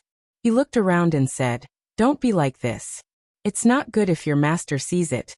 "I'm sorry, martial uncle, I'm too happy." Yang Liuqing hurriedly let go of him and said, "As long as you agree to discipline Yang Fu, I'll agree to any condition. And I definitely won't interfere with you." Li Yi secretly sighed and felt a little sad for Yang Fu. How could there be such a sister in the world? Wasn't she pushing her brother into the fire pit? Wasn't she not giving Yang Fu a way out? Were the two of them really siblings? Yang Fu was different from other children. He was a member of the royal family of the Wu Kingdom, a noble prince. Other children gathered in groups of 3 to 5, playing with spinning tops, playing with glass beads, fanning pictures, shooting birds with slingshots, and competing to see who could pee further. Yang Fu always played by himself. There were 2 reasons why he played by himself. First, he was self-conscious of his status and was unwilling to be friends with these lowly commoners in his eyes, nor was he willing to play with them. Second, he had offended Fat Tiger on the first day he came here. Fat Tiger was the king of the children here. If he offended the king, the children would be kind enough not to beat him up. No one was willing to play with him. Therefore, the 14-year-old Yang Fu could only play with mud by himself. Li Yi couldn't bear to tell him that the place he played with mud was where Fat Tiger and the others competed to see who could pee further. Who hadn't played with mud when they were young? Yang Liuqing walked out of the courtyard and said to Yang Fu, "Yang Fu, come here." Yang Fu raised his head to take a look. His royal sister seemed to be very happy. It had been a long time since she had been this happy. If his royal sister was happy, he should also be happy in his heart. But why did he feel a chill in his heart, and the surroundings were a little cold? He stood up and slowly walked over, obediently calling out, "Royal sister."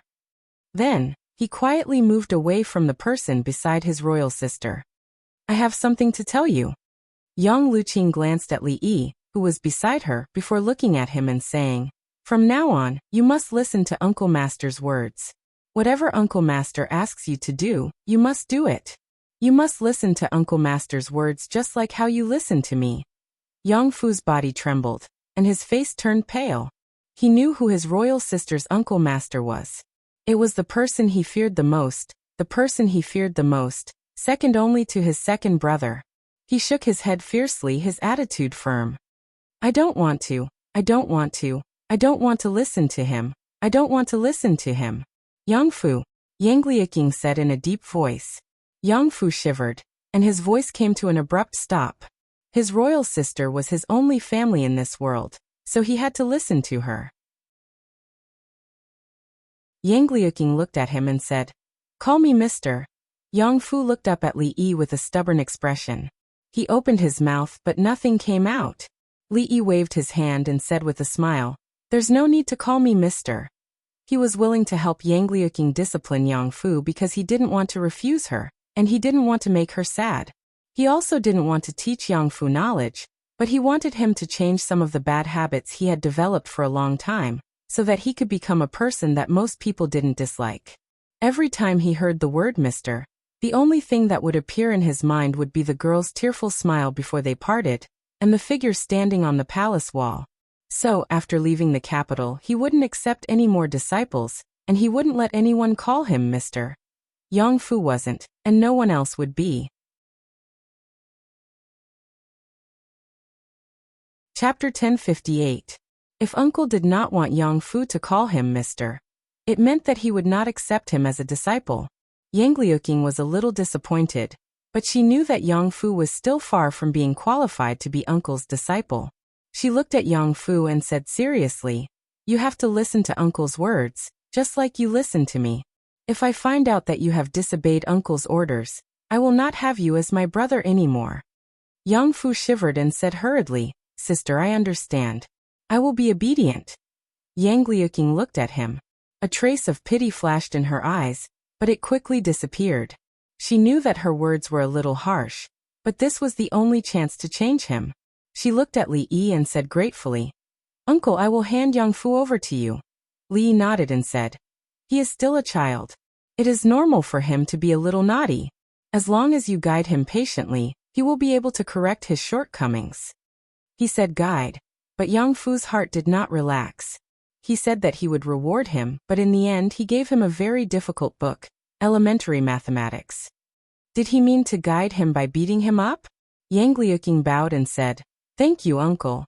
Li actually did not have much experience in teaching naughty children. He felt that it was more straightforward to beat the child. However, of course he could not beat Yang Fu. That would be bullying the young, and he would never do such a thing. Mississippi Lu walked into the study and looked at Yang Fu, who was sitting at the desk. She then looked at Li Yi and asked, "Did you accept him as your disciple?" "No." Li Yi shook his head and said, "I only promised your disciple to help her discipline her brother for a few days." "You even know how to discipline people?" Mississippi Lu looked doubtful. He could not even discipline himself. How would he know how to discipline others? What's so difficult about it? Li Yi looked at her and said, "If a child is disobedient, just beat him up. What's there to discipline?" Yang Fu, who had just written down an equation, shook his hand, and a blob of ink immediately appeared on the paper. His hand that was holding the pen trembled slightly. He had clearly promised his royal sister that he would guide her. How could he hit him? He was still a child.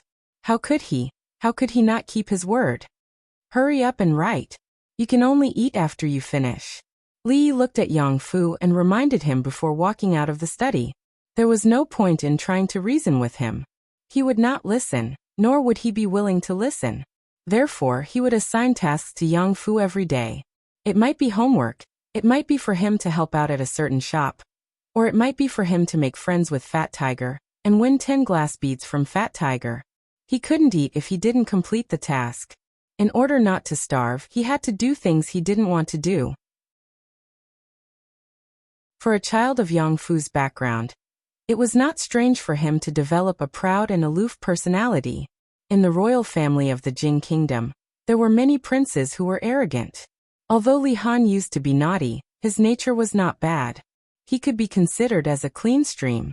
For a muddy water like Yang Fu, it had to go through layers of filtering to make him forget his identity as a prince and adapt to being an ordinary person. Which was more important, eating or identity? He definitely had a clear idea. Mississippi Lu hugged her sword and leaned against the pillar. Li stood at the door and looked at her. Li watched for a while and asked, "Thinking about your disciple?" Mississippi Lu did not deny it. She said, "How difficult is it to do what they want to do?" "Almost impossible." In front of Rui, Li did not need to hide. He said, "Even if you are willing to help her, it is almost impossible. Moreover, it will take a lot of time and many people will die. Many innocent and irrelevant people will die. Even so, the chance of success is still very small. If rebellion was so easy to succeed, wouldn't the change of dynasties be as frequent as the change of lovers between scumbags?" The history of the Wu Kingdom was longer than that of the Jing Kingdom. It had occupied that land for more than 100 years. How could the regime be so easily overthrown? Li looked at her and said, "The price of rebellion is too high, and the success rate is too low. If you can persuade her to give up on this idea, it will be the best." The emperor of Wu country had a blood feud with Yang Luqing. As a martial uncle who was not related to her, it was not appropriate for him to advise her to give up on revenge.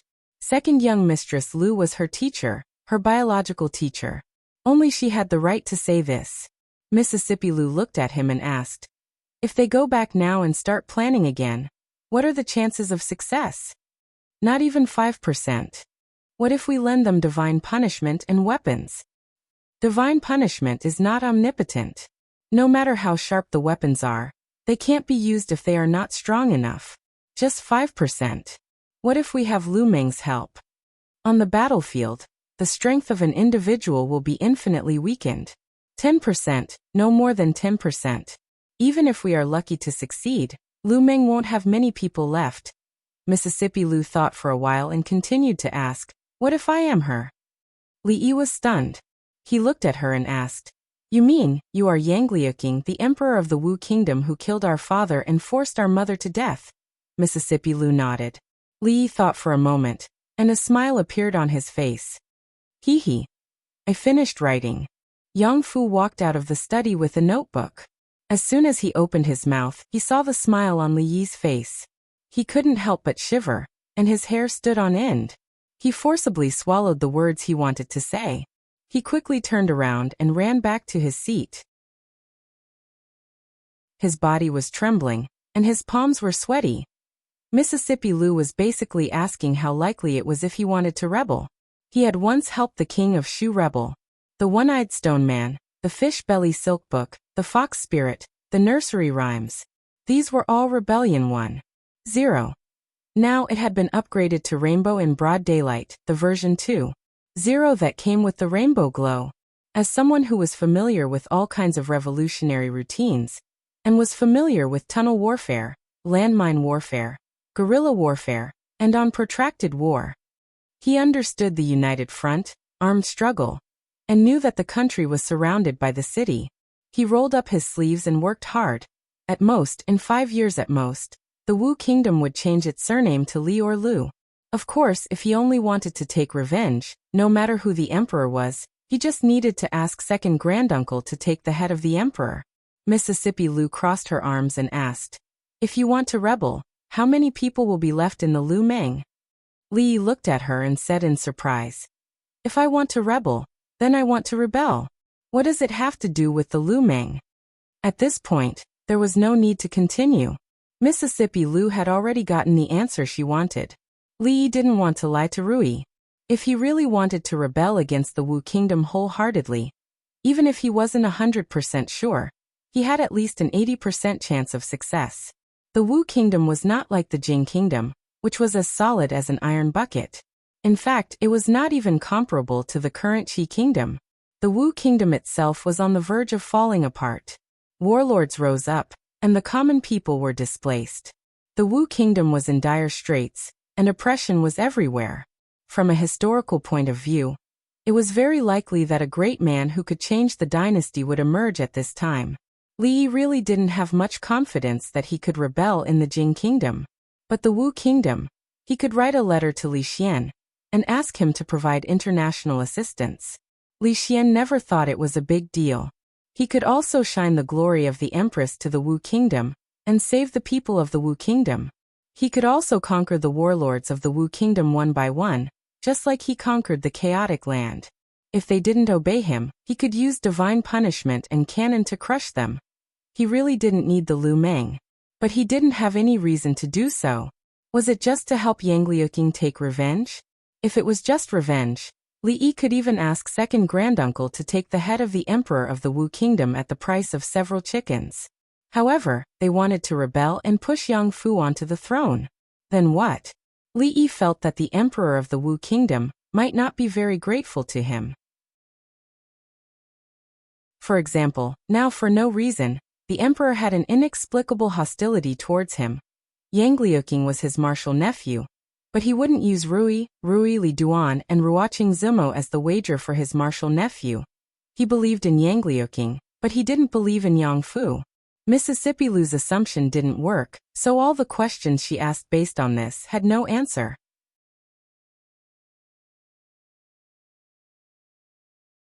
Chapter 1059. In just half a month, Yang Fu had changed a lot. Every day, he would take the initiative to complete his homework. When he saw trash on the ground, he would bend over to pick it up and place it in the trash can. When it rained, he would help the people living on the street to collect the clothes that had not been collected in time. Helping the elderly cross the road was a common occurrence for him.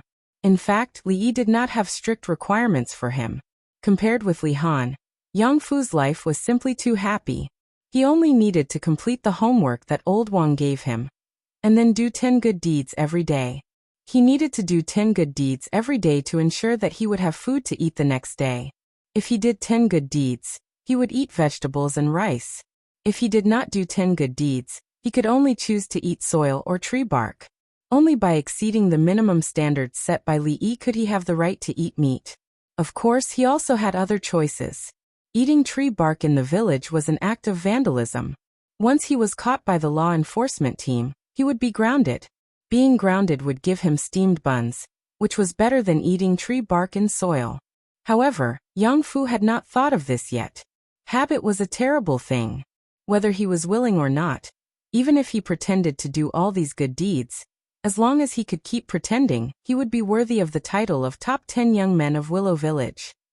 The name of the village, Li Yi, followed the name of Willow Village in Qing'an Prefecture. It was also in the mountains, and they also had the blood of bandits. It would more or less make Rui and the others feel a little bit like home. Yang Fu was the new top 10 young men of Willow Village. It was not easy to get this title. The children in the village were all full of energy, or maybe their parents were full of energy. To get this title, Yang Fu had to exceed or double the task that Li Yi gave him. Whether he did it for King Jing's face or to not starve, at least on the surface, he was not as naughty as before. Yang Fu did not know when his sense of superiority disappeared.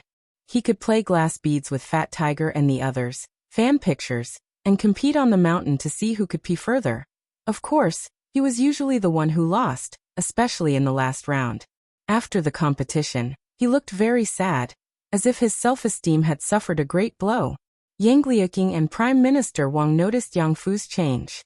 Elder Wang looked at Yang Fu, who was picking up the trash on the ground and throwing it into the trash can.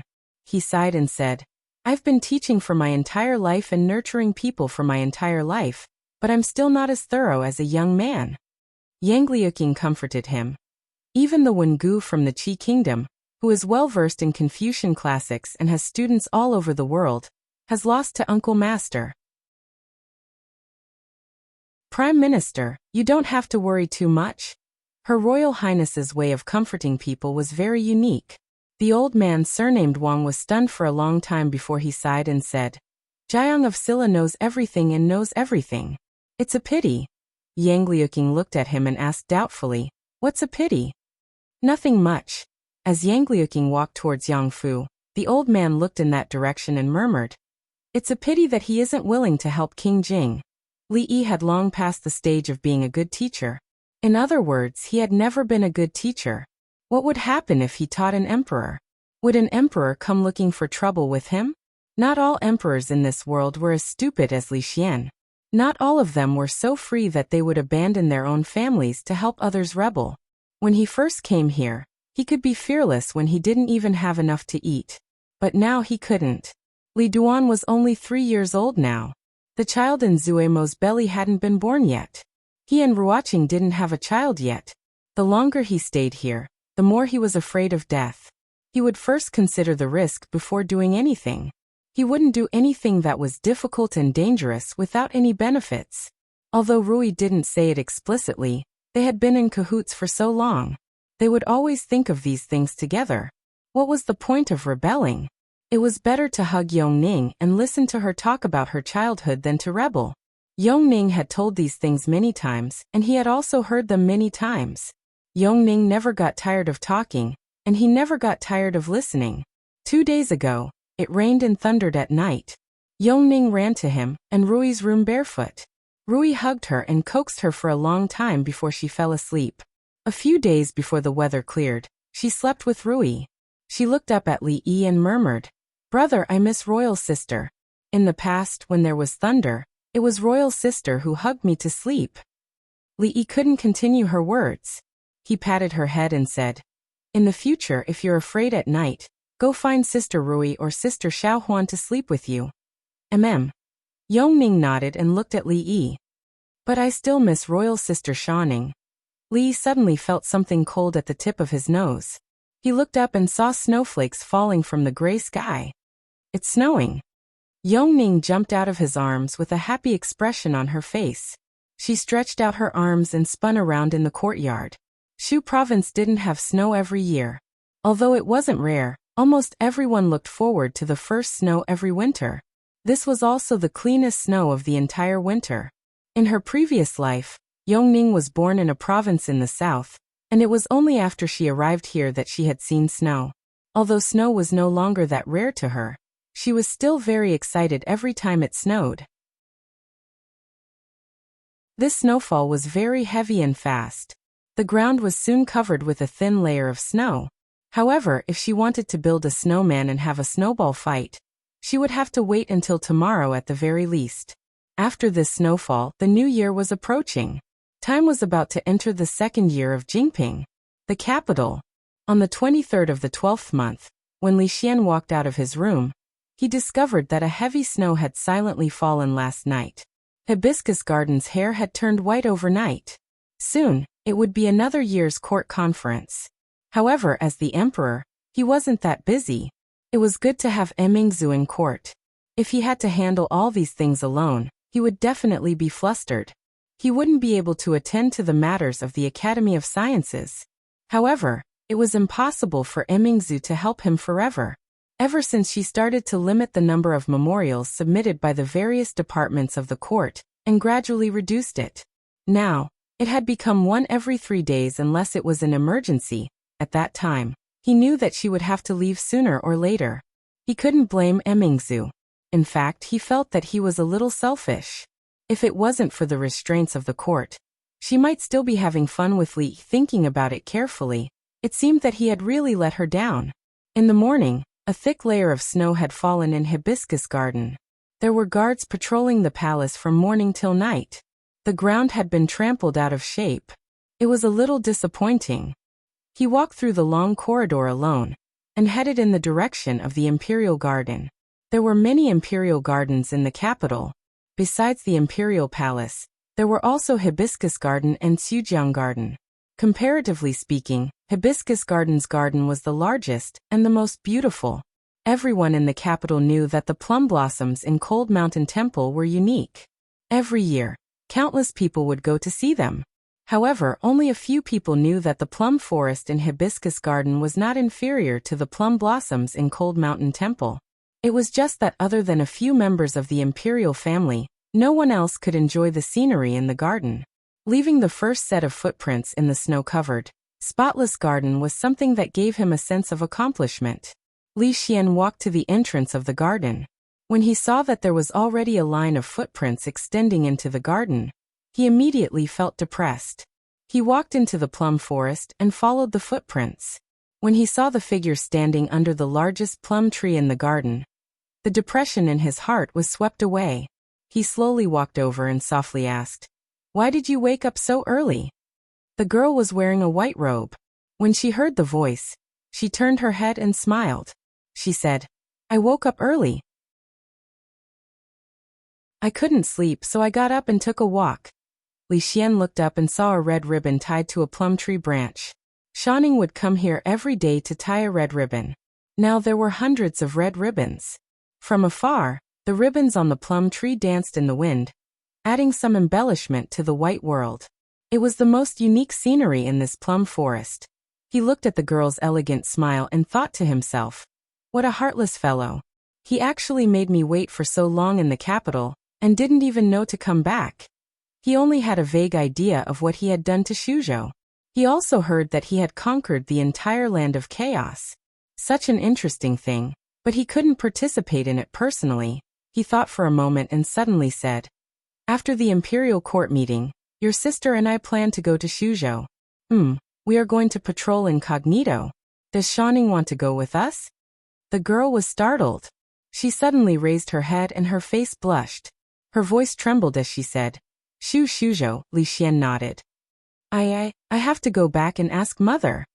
The girl's face instantly turned red, and she quickly ran out of the garden. She ran in such a hurry that she didn't pay attention to her feet and accidentally tripped. Li Xian hurriedly went forward to help her up. However, the girl had already gotten up on her own.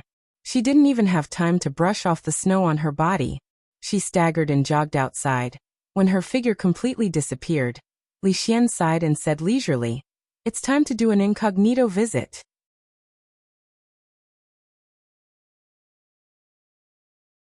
Chapter 1060.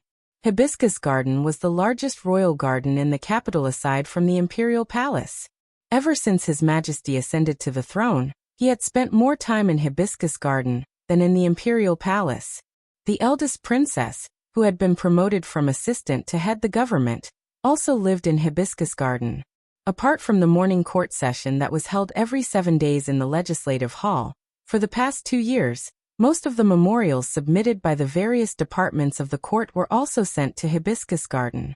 After the renovation of Hibiscus Garden, a few new palaces were built and the palace complex was expanded. His Majesty, the Empress and Imperial Consort, the Empress Dowager, the eldest princess, and Princess Shanning all lived there. In the past 2 years, Hibiscus Garden seemed to be replacing the Imperial Palace. The officials were now used to not clashing with His Majesty on such matters. His Majesty lived wherever he liked. Even when His Majesty brought the Empress Dowager and Imperial Consort Yen over, no censor said anything, and no official from the Ministry of Rights said it was inappropriate. Ever since the matter of the Jiang of Silla came to an end, Prime Minister Qin retired, and Prime Minister Shen retired from the court. All the big shots in the court were promoted by His Majesty and eldest princess. The relationship between the emperor and his officials was particularly harmonious. Hibiscus Garden Shaoling Palace. Shaoling Palace was the residence of Imperial Consort Yen. The Imperial Consort Yen mentioned here was not the current emperor's consort. The current emperor only had 2 consorts, the Empress and Imperial Consort Yen. Imperial Consort Yen was the former emperor's consort, and the only one other than the Empress who did not have to live in a fixed residence in the Imperial Palace. By the window of the small pavilion, heavy snow was falling outside. The fire in the room was burning brightly without a trace of cold air. Imperial Consort Yen leaned against the window, holding a scroll in her hand. At some point, she looked down and saw a girl stumbling over from afar. A palace maid walked over slowly and said softly, "Imperial Consort, the princess is back." "I saw her." Imperial Consort Yen nodded. The girl had already gone upstairs. The palace maid hurriedly took the snow-stained robe. The girl took off her shoes, jumped onto the bed and burrowed under the covers. She rubbed her little hands vigorously, and her delicate little face was red from the cold. Concubine Yin put down the scroll and held her two small hands in her hands. She asked, "It's snowing heavily. What are you doing out so early in the morning? Did you fall just now?" Her hand was held by her mother. She said with a smile, "The plum blossoms in Furong Garden are in full bloom. They're even more beautiful than those in Cold Mountain Temple. I'll accompany you to take a look in the afternoon." Yanfei touched her hair and said, "Tell me what's the matter. Why did you come back in such a hurry?" The girl lowered her head and said in a low voice, "Brother and sister are going to Shuzhou. They are going to patrol in disguise. Go if you want to." Concubine Yin patted her head and said with a smile, "But, no buts." Concubine Yin shook her head and said, "The capital is so small. I have to go out and see more scenery and meet the people I want to meet. Then I'll make arrangements for the academy and the association first." The girl hurriedly lifted the blanket and jumped off the bed.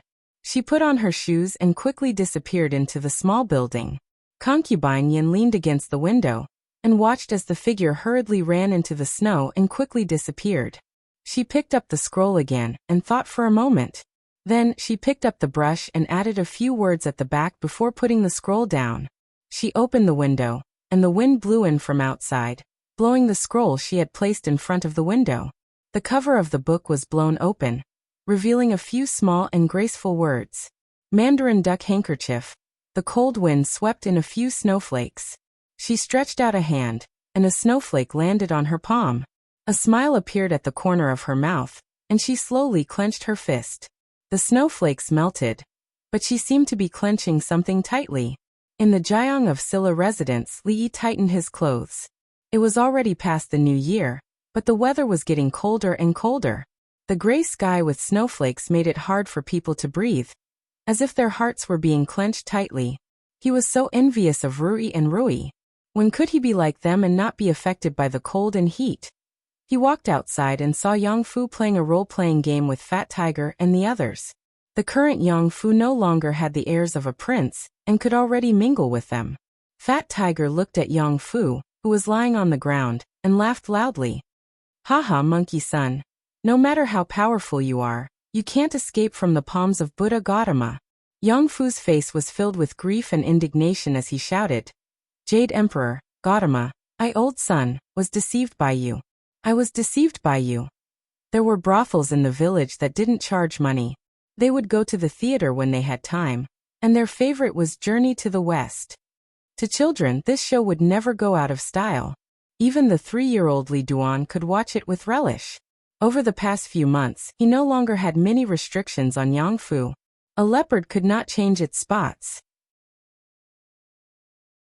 Li Yi couldn't guarantee that Yang Fu had turned over a new leaf and awakened some strange overlord attribute that could make the people submit to him with a stomp of his feet, make the emperor of the Wu kingdom bow down to him, give up the throne, and cut off his own head. However, his arrogant and willful personality was nowhere to be seen, and he was no longer as annoying as before.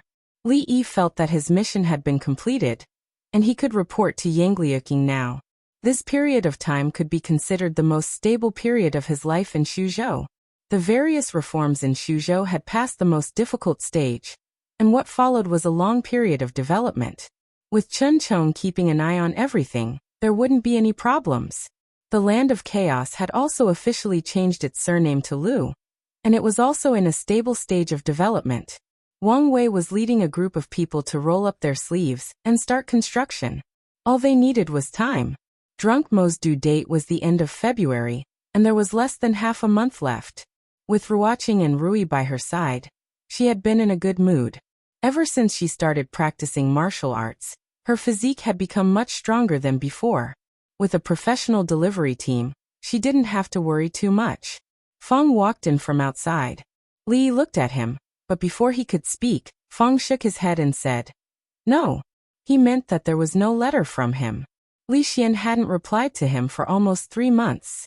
Not only Li Xian, but Emingzu and Shaning also didn't reply.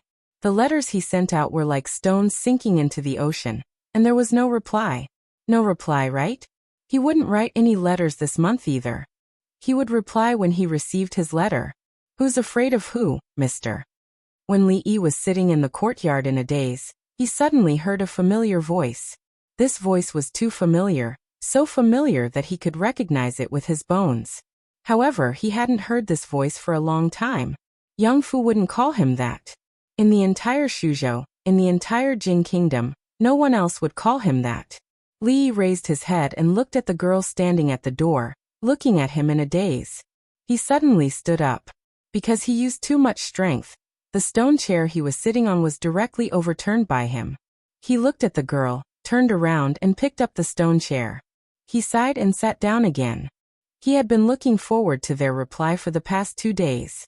He had actually been hallucinating. How could he be in Shuzhou?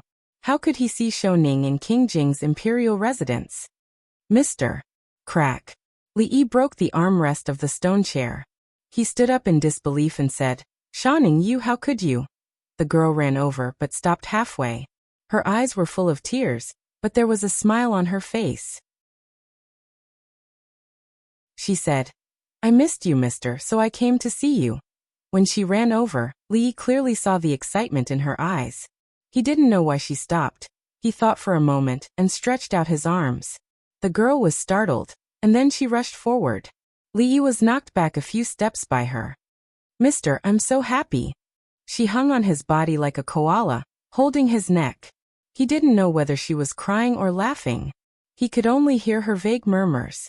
Li Xian walked in quickly from the door. He looked at Li Yi and laughed. "You didn't expect this, did you?" Shouning hurriedly got down from him, wiped her tears, and stood aside in a very ladylike manner. As Li Xian walked over, he stretched out his arms and said, "Long time no see." Li Yi brushed past him and walked to the door. He said in surprise, "Where's Emingzu? Why didn't Emingzu come?"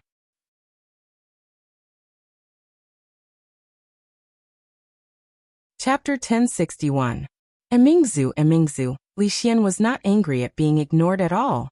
A trace of embarrassment appeared on his face as he said, "Emingzu is busy with state affairs and doesn't have time to come over." Li Yi looked at Li Xian. 2 years had passed. Although his appearance and temperament had not changed much, the words he said were not like the Li Xian he knew. As the ruler of a country, he could stroll from the capital to Shuzhou, but he said that Emingzu was busy with state affairs.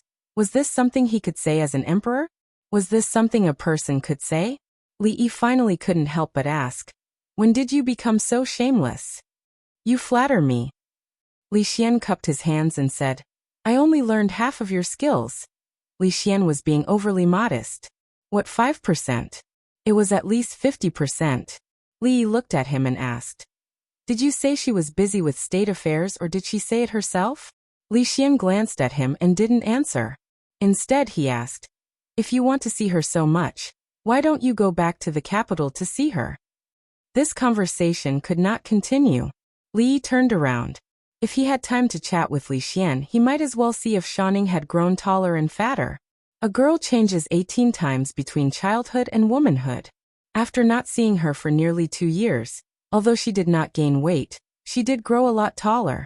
Before, she could not reach his chin, but now she could reach his nose.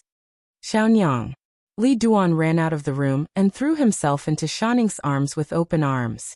Li Xian looked at him and asked, "What did your Li Duan say just now?" "Fragrant." Li Yi thought about it and said, maybe he was talking about the fragrance on her body. Royal sister. She had just put Li Duan down when Yongning pounced on her. Shouning had spent a long time with her. Other than Li Yi, she was the closest person to Yongning in this world. Li Duan and Yongning walked around Shouning.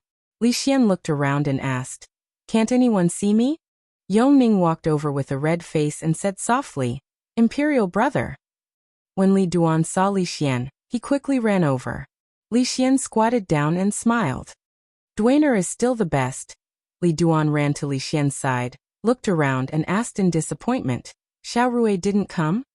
For an emperor to need to find a sense of presence like this, one couldn't say that no one would do it in the future, but Li Xian was definitely the first. This time, he could be considered to be making a private visit in disguise. In truth, it didn't matter whether he was in disguise or not. There was no difference in the capital without Li Xian. Li Yi also didn't make a big fuss, only informing Chen Chong. In all of Xuzhou, there weren't many people who recognized him. Although the shameless Li Xian had left Emingzu in the capital, and Li Yi was deeply resentful, Shanning had come here, so he had to celebrate. Li Xian, he might as well bring him along. In the back garden of the estate, Li Yi had just started a fire. The servants of the estate were moving the things needed for the picnic to the side. Spring had just begun, and today's weather was not bad. The cold of spring had passed, and the sun was shining brightly. A picnic after a walk was just right.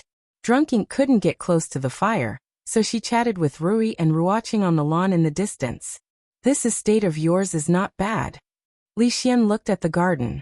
The green grass was like a carpet, and the fragrance of flowers assailed his nostrils. A dozen paces ahead, a clear stream flowed by, the sound of water babbling. In terms of size, only the hibiscus garden and Xujiang Manor in the capital could compare. Li Yi didn't reply. After Li Xian became emperor, this bad habit still hadn't changed. Everything was good from other people's homes. In the past few years, he had stolen many good things from him. Fortunately, he couldn't move this garden. There was no point in being envious, and even if he liked it, it would be a waste. When he started the fire, Shanning stood by his side, holding a fan in her hand, patiently fanning away the rising smoke. She had really changed a lot. Other than the hug when they first met, there was no longer a trace of the arrogant princess. Li Yi was a little happy, but also a little sad. She had finally grown from a little girl to a big girl. This was something that a girl had to experience in her life, and it was also a normal transformation. However, the pain experienced in the process of transformation was often heart-wrenching. Mississippi Lu was teaching Yangliuking martial arts on the lawn in the distance. It was said that she had encountered a bottleneck, and if she could break through, she would enter a new level. This made Li Yi feel a little depressed. His strength was already about the same as Yangliuking's, and now she had to temporarily shake him off. Her ultimate goal was Mississippi Lu, Emingzu, and the two positions at the top of the heaven list. But now not only could he not defeat the bare-breasted and Bumbai Su, he couldn't even defeat Mississippi Lu's disciple. As for Rui himself, he was worried that he would succumb to her despotic power for the rest of his life. Li Xian looked into the distance. At a certain moment, he suddenly turned around and said, "Did you notice that your second miss is a little different from before?" If even Li Xian could see it, it meant that Rui had really changed a lot. A few years ago, Li didn't even dare to think that she could actually become so gentle and understanding. Li Xian moved closer to him and whispered, "Tell me honestly, have you secretly taken her down? Take your sister." He couldn't take Li Xian's sister for no reason, but he also couldn't let him be a hindrance here. He waved to Feng and said, "Show him your treasure." Feng was suddenly shocked. Why? Li Yi just wanted to send Li Xian away, so he looked at him and said, "Don't be so stingy." Feng thought for a moment, looked at him and asked, "Here?" "Of course, he's gone far away." Li Yi said snappily. Although that thing was small, it was very powerful. If one was not careful, it would hurt people. It was safer to go far away. Feng thought for a moment, looked at Li Xian and said, "Come with me." Li Xian followed Feng to a tree in the distance. Seeing him start to untie his belt, he was shocked. "What are you trying to do?" Something fell from Feng's body. Li Xian looked at something on the ground and asked in surprise, "What is this?" Feng looked at the thing on the ground and seemed to understand something. He put on his belt and said proudly, "You haven't seen it before, right? This thing is called the Red Barbarian Cannon. Of course, this is a smaller version, but its power can't be underestimated." Feng picked up a copper tube and a pedestal-like thing and introduced it to Li Xian. "You won't understand even if I explain it to you like this." Li Xian watched as Feng picked up a green brick from the corner and placed it on the ground. Then he placed the strange thing called the Red Barbarian Cannon on the ground. After fiddling with it for a while, he took out a square box from his pocket. He took out a small stick from the square box and used the tip of the stick to scratch the side of the square box. Whoosh! A ball of flame appeared in Li Xian's eyes. What is this thing? Looking at Li Xian's shocked expression, Feng was startled and smiled. I forgot to tell you. This is called a match. You haven't seen it before, right? Li Xian really hadn't seen it before. He was the dignified emperor of the Jing Kingdom, and the president of the Academy of Sciences. Other than Li Yi, he could be said to be the most knowledgeable person in the Jing Kingdom. But today he was looked down upon. Not only that, he was looked down upon twice. Just like how he despised those stubborn and rotten scholars, he was actually despised by old Feng, who had never been educated. He suddenly felt that this trip was worth it. Otherwise, he might have missed out on a lot of interesting things. Seeing that Li Xian kept looking at the match in his hand, Feng's mouth pulled into a smile. To be able to despise an emperor made him feel a little accomplished. Li Xian looked at it and suddenly asked, "Is this real fire?" "Of course it is real," Feng said decisively. Li Xian stared at the match in his hand and asked, "Then why don't you feel any pain when your hand is burned?" Li Yi was listening to Shanning talk about her and Emingzu learning martial arts when he heard Feng's shout in the distance. He glanced in that direction. Wasn't it just to show the power of the mini cannon to Li Xian? Li Xian wasn't shocked, so why was he shouting?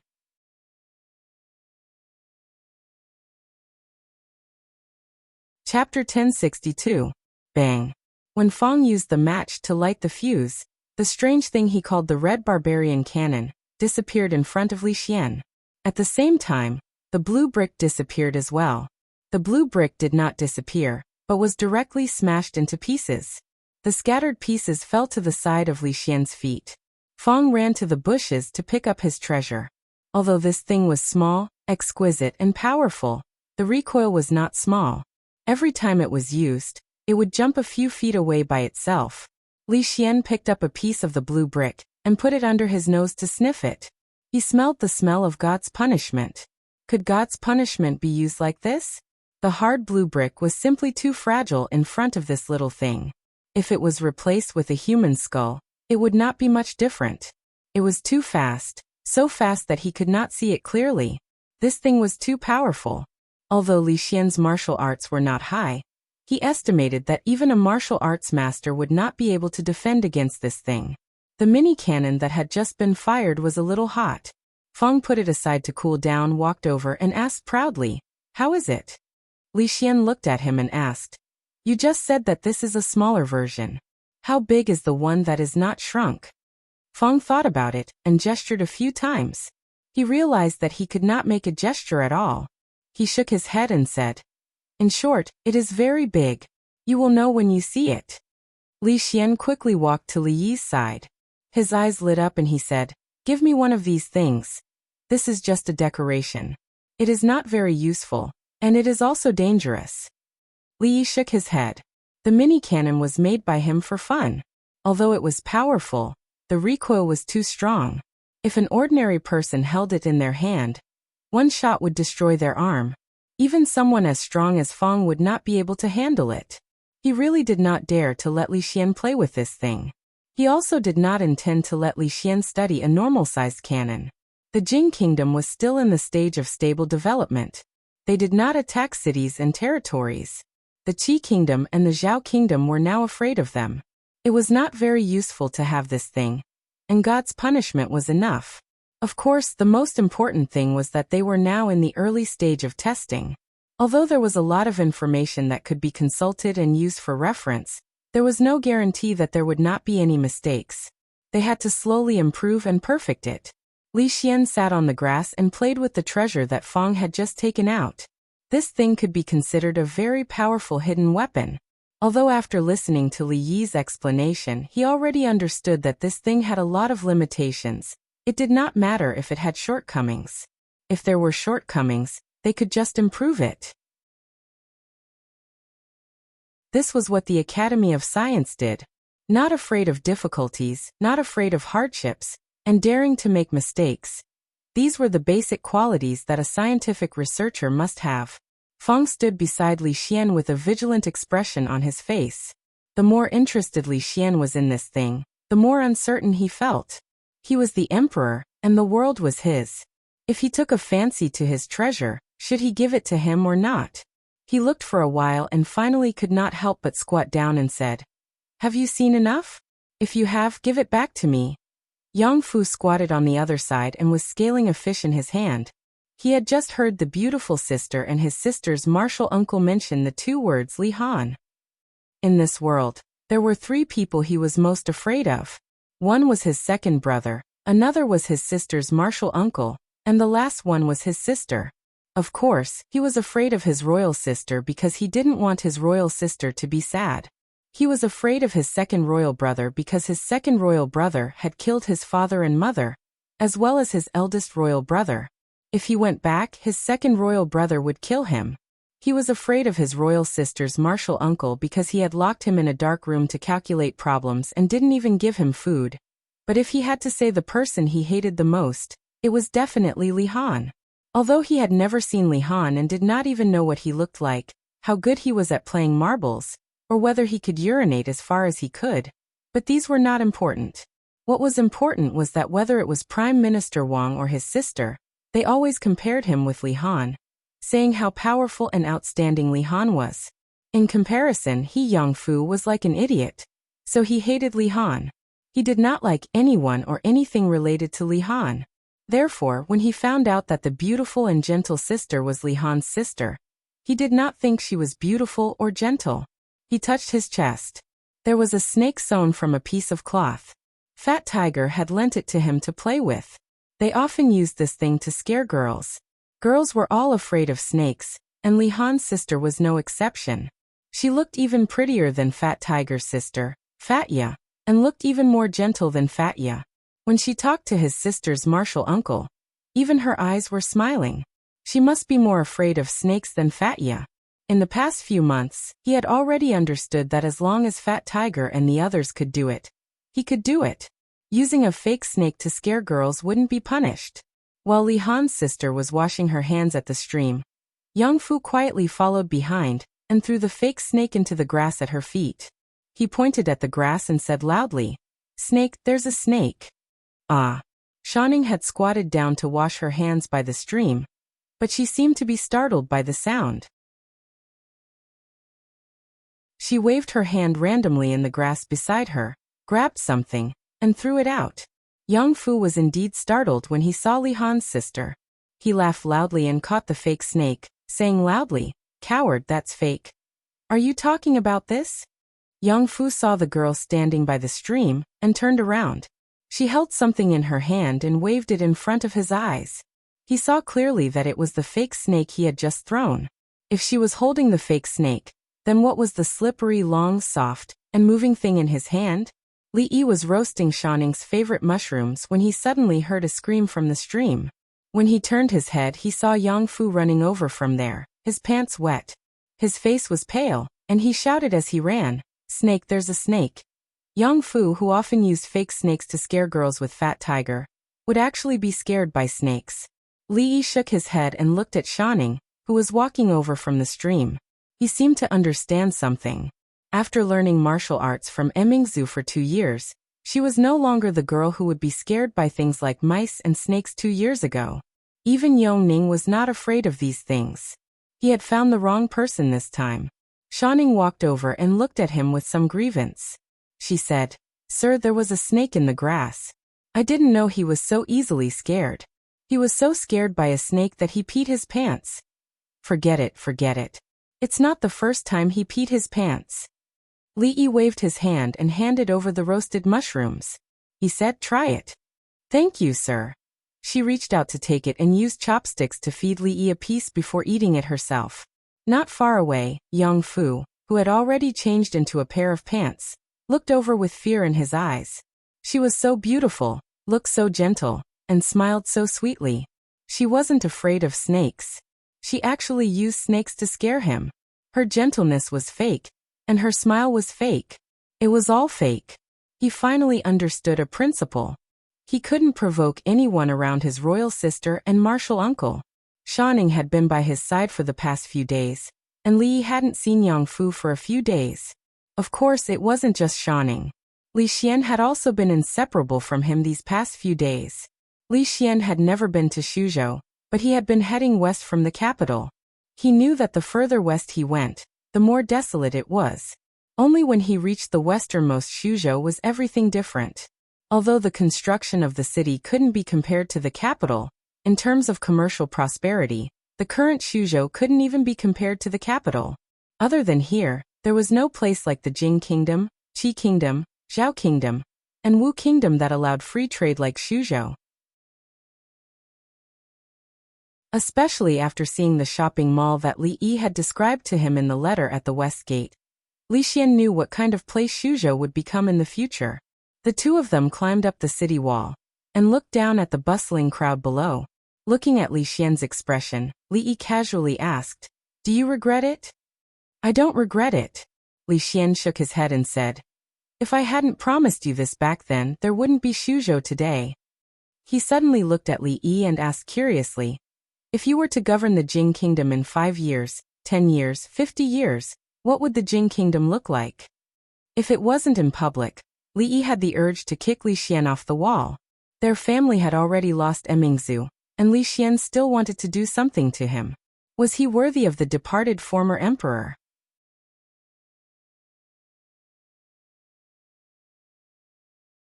Chapter 1063. The previous emperor was wise throughout his life, but the biggest mistake he made was to pass the throne to a fellow who was always thinking of pushing the empire away. You should give up on that thought. This was Shuzhou. Li Yi did not have to give him face. He said without any room for negotiation, "Are you going to stay here for the rest of your life?" Li Xian was not angry at all. He looked at him and asked, "Are you not going to return to the capital?" "Not going back." Shuzhou was a beautiful place with beautiful mountains and clear waters. Its geographical location was unique. Why would he go back to the capital? If he went back to the capital, he would encounter all sorts of disgusting things. Li Xian asked again, "Do you want Emingzu to spend the rest of her life alone in the capital?" Li Xian's words were getting more and more hurtful. This was also the reason why Li Yi did not want to bring him along. "Why do you think she doesn't want to come here?" Li Xian glared at him and said, "Even I know that she doesn't want to come here because she is afraid that once she comes here, she will never want to go back." Li Yi could not answer him. "Emingzu even gave you her hair. How dare you say you don't want to go back to the capital?" Li Xian looked at him and shook his head. "You heartless man." "Young master, first Miss asked me to call you back to eat." Fong stood on the city wall and looked at them. He did not finish his sentence and turned around to go down the city wall. Li Yi sighed. Li Xian did not understand Emingzu. The Jing Kingdom could not do without her. Li Xian could travel thousands of miles from the capital to Shuzhou because of a sudden thought, but she would not. She could not let go of things that Li Xian could easily let go of. She was more like an emperor than Li Xian. When Li Xian arrived at Shuzhou, he found everything new and interesting. He was even more fascinated by the industrial base in the depths of the fringe. However, Drunk Mo's due date was approaching, and Li Yi had no time to accompany him, so he had to ask Wang Wei to send someone to pick him up. So far, it was still in the early stages, and the more mature ones were probably smelting and forging. As for the chemical industry, he only dabbled in it. Some time ago, he made a match, but it was the most primitive and simple. It was not very safe, and it was still being tested and improved. In a short period of time, it was impossible to put it into production. Fong's box was just for fun. He just wanted to show off in front of Li Xian. Li Xian stayed there for 7 days. When he came back, he was a little different. His reaction was also within Li Yi's expectations. The Academy of Science mainly focused on theoretical research, improving farming tools, grinding lenses, inventing some ingenious gadgets, making a model of the solar system, and so on. It could only be considered as a small-scale project. The shock brought about by these things was far less than seeing a cannon destroy a building 2 kilometers away. In comparison, what Li Xian did in the Academy of Science was almost like playing house. He sat next to him and looked at him with a strange look for a long time. Li Yi sighed and said, "Don't look at me like that. This thing is too heavy. If you want to carry it back, it will be time-consuming and laborious. Moreover, the research has not been completed, and a lot of experiments have to be carried out. Even if you bring it back, It will only be a semi-finished product. There is no need to waste so much effort. Yang Liuqing walked into the room with a pile of clothes, and soon came out again. He said, "Uncle Master, I have put your clothes in the room." She was the princess with the least airs of a princess. In order to learn from a master, she put down her pride and became a servant in the Li family for a few months. She served tea, swept the floor, and did the laundry. She took all of Xiao Huan's work, and Xiao Huan complained to him many times. Now that she had regained her identity, she still did not put on airs. Everything was almost exactly the same as before. Li Xian did not continue the topic of the Red Barbarian Cannon. He looked at Yang Liuqing, who was walking out of the courtyard, and asked, "Is this the princess disciple of your second miss?" Li nodded. Li Xian thought for a while, looked at him, and asked, "Do you accept her?" Li Yi asked doubtfully, "Accept what?" "Accept her." Li Xian had really changed. Back then he had confidently told him that he would only love the empress in this life. In the end, not long after he left, there was an imperial concubine in the palace. In the blink of an eye, he had slapped his own face. A while ago, he was still calling him Brother Shen, and not long after, he slept with his own brother. To be friends with this kind of person, one had to be on tenterhooks all the time. Accept her as a concubine? What concubine? That was Mississippi Lu's disciple, his martial nephew. Wasn't this the same as messing around? Xiao Huan was already 19, and she was Rui's servant girl. It was impossible for her to marry someone else. Rui had reminded him many times, but he still could not lay his hands on this adorable little girl. Li Xian still wanted to cause trouble for him. Li Xian took a sip of tea and asked, "Are you not going to help her?" "How?" "The Red Barbarian Cannon will blast all the way. The Wu Kingdom does not even have Tian Fa. Which city can stop that thing?" Li Xian still could not forget about the Red Barbarian Cannon. Li Yi thought for a while and said, "Why don't you lend me 100,000 soldiers, and I will give you the Red Barbarian Cannon. We can flatten the Wu Kingdom." Li Xian felt a little regretful and said, "This is a good idea. Unfortunately, if we really do this, the Wu Kingdom will no longer be called the Wu Kingdom. The Jing Kingdom today could not be compared to 5 or 6 years ago, especially in terms of military strength. If it was not for the fact that Li Xian and the court officials did not have any intention of expanding their territory, this would be the best time to make the Wu Kingdom change its surname. With 100,000 soldiers, Tian Fa, and the cannon, it was enough to flatten the Wu Kingdom. However, this was definitely not what Yang Liuqing wanted. She had never mentioned revenge to him. Li Yi knew that she was struggling and hesitating in her heart. Sometimes he could not bear it. As a woman, she carried too many things on her shoulders. However, it was not easy to let go of her parents' vengeance. He could only sigh. This decision was too important. Even he could not make it easily. In a room somewhere, Yang Fu put down his pen and said, "Prime Minister, I've finished today's homework. I'm going out to play." Prime Minister Wang walked up to him. After checking, he corrected a few mistakes for him. Then he nodded and said, "Go." It was not until Yang Fu ran out of the room that he sat down at the table and looked out of the door. Her Highness had completed her homework very well. A few small mistakes did not matter. In the past, if Her Highness could calm down and finish her homework, he would definitely be overjoyed and would give her a lot of encouragement. However, King Jing, who was about to turn 15, had a lot of important things to do. He could not let others supervise his homework forever. These days, the faith in his heart that had never been shaken had been shaken many times. "Prime Minister." Yang Liuqing walked in from outside the door. Prime Minister Wang stood up and bowed to her. Then he thought of something and asked, "Your Highness, do you know who the young man who has been with Jiang of Silla these days is?" He was a little confused. He had been observing Jiang of Silla for a long time. Jiang of Silla was the ruler of Shuzhou. When others talked to him, they would be respectful. No one was like that young man, who was casual and unrestrained. Also, Jiang of Silla treated him very differently from others. "Li Xian," Yang Liuqing said. "Li Xian." Prime Minister Wang thought about this name. He felt it was a little familiar, as if he had heard it somewhere. Seeing his confused expression, Yang Liuqing added, He is the current emperor of the Jing kingdom. In fact, there was no need for her to add.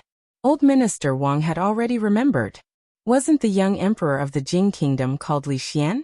He had a shocked expression on his face. He stood up and said in disbelief, "He is the emperor of the Jing kingdom. How could he leave the capital and come to a place so far away from Shuzhou? What about the court? How could the officials agree to it?" Yang Liuqing shook her head. She and Li Xian only knew each other. She did not know about these things. Old Minister Wang sat back down. He stroked his beard with a blank expression on his face. He felt like he had grasped something, but it also seemed like he had grasped nothing. But in the end, something was quietly growing in his heart.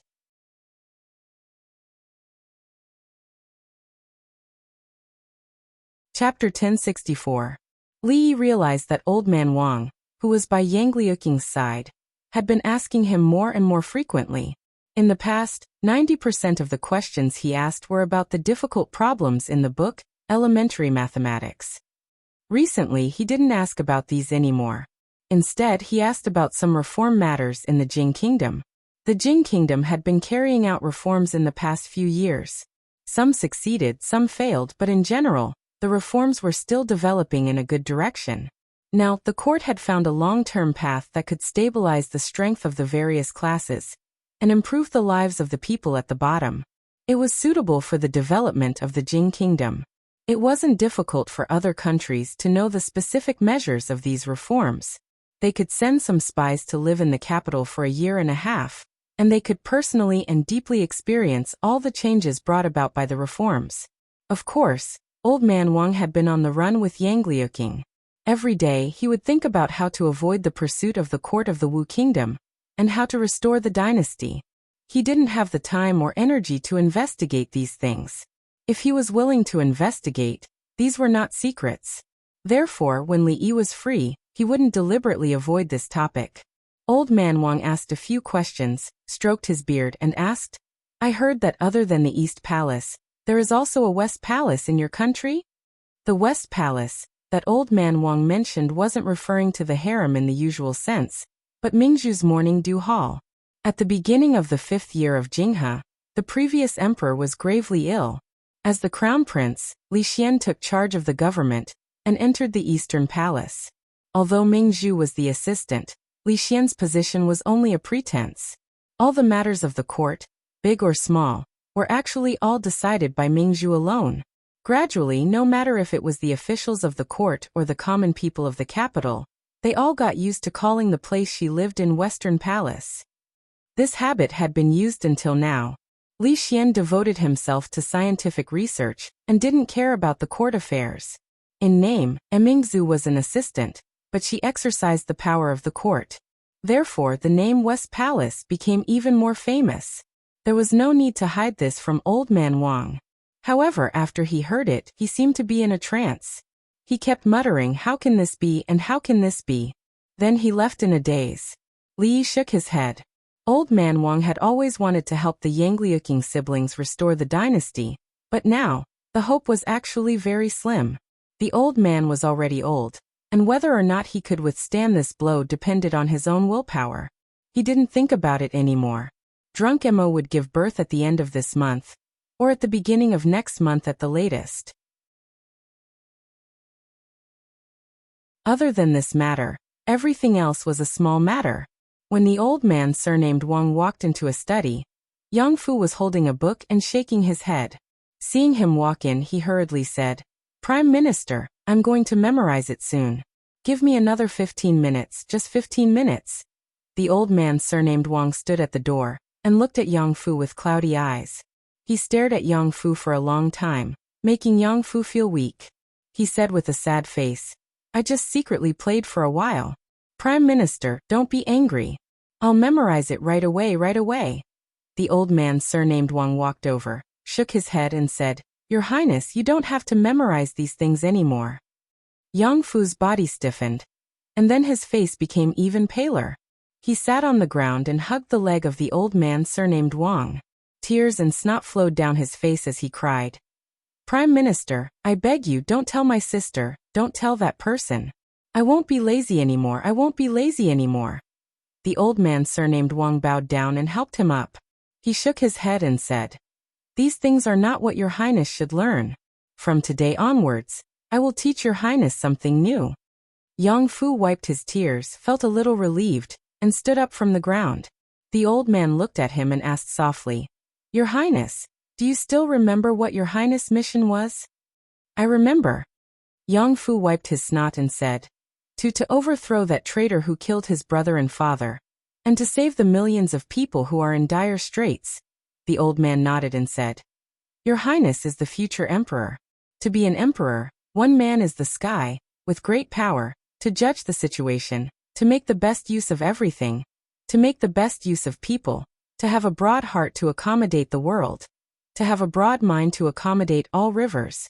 To be an emperor, you don't have to be knowledgeable, you don't have to be able to compose good poems, you don't have to be able to write beautiful essays, but you can't lack the spirit of an emperor." Yang Fu didn't really understand, but he still kept nodding his head.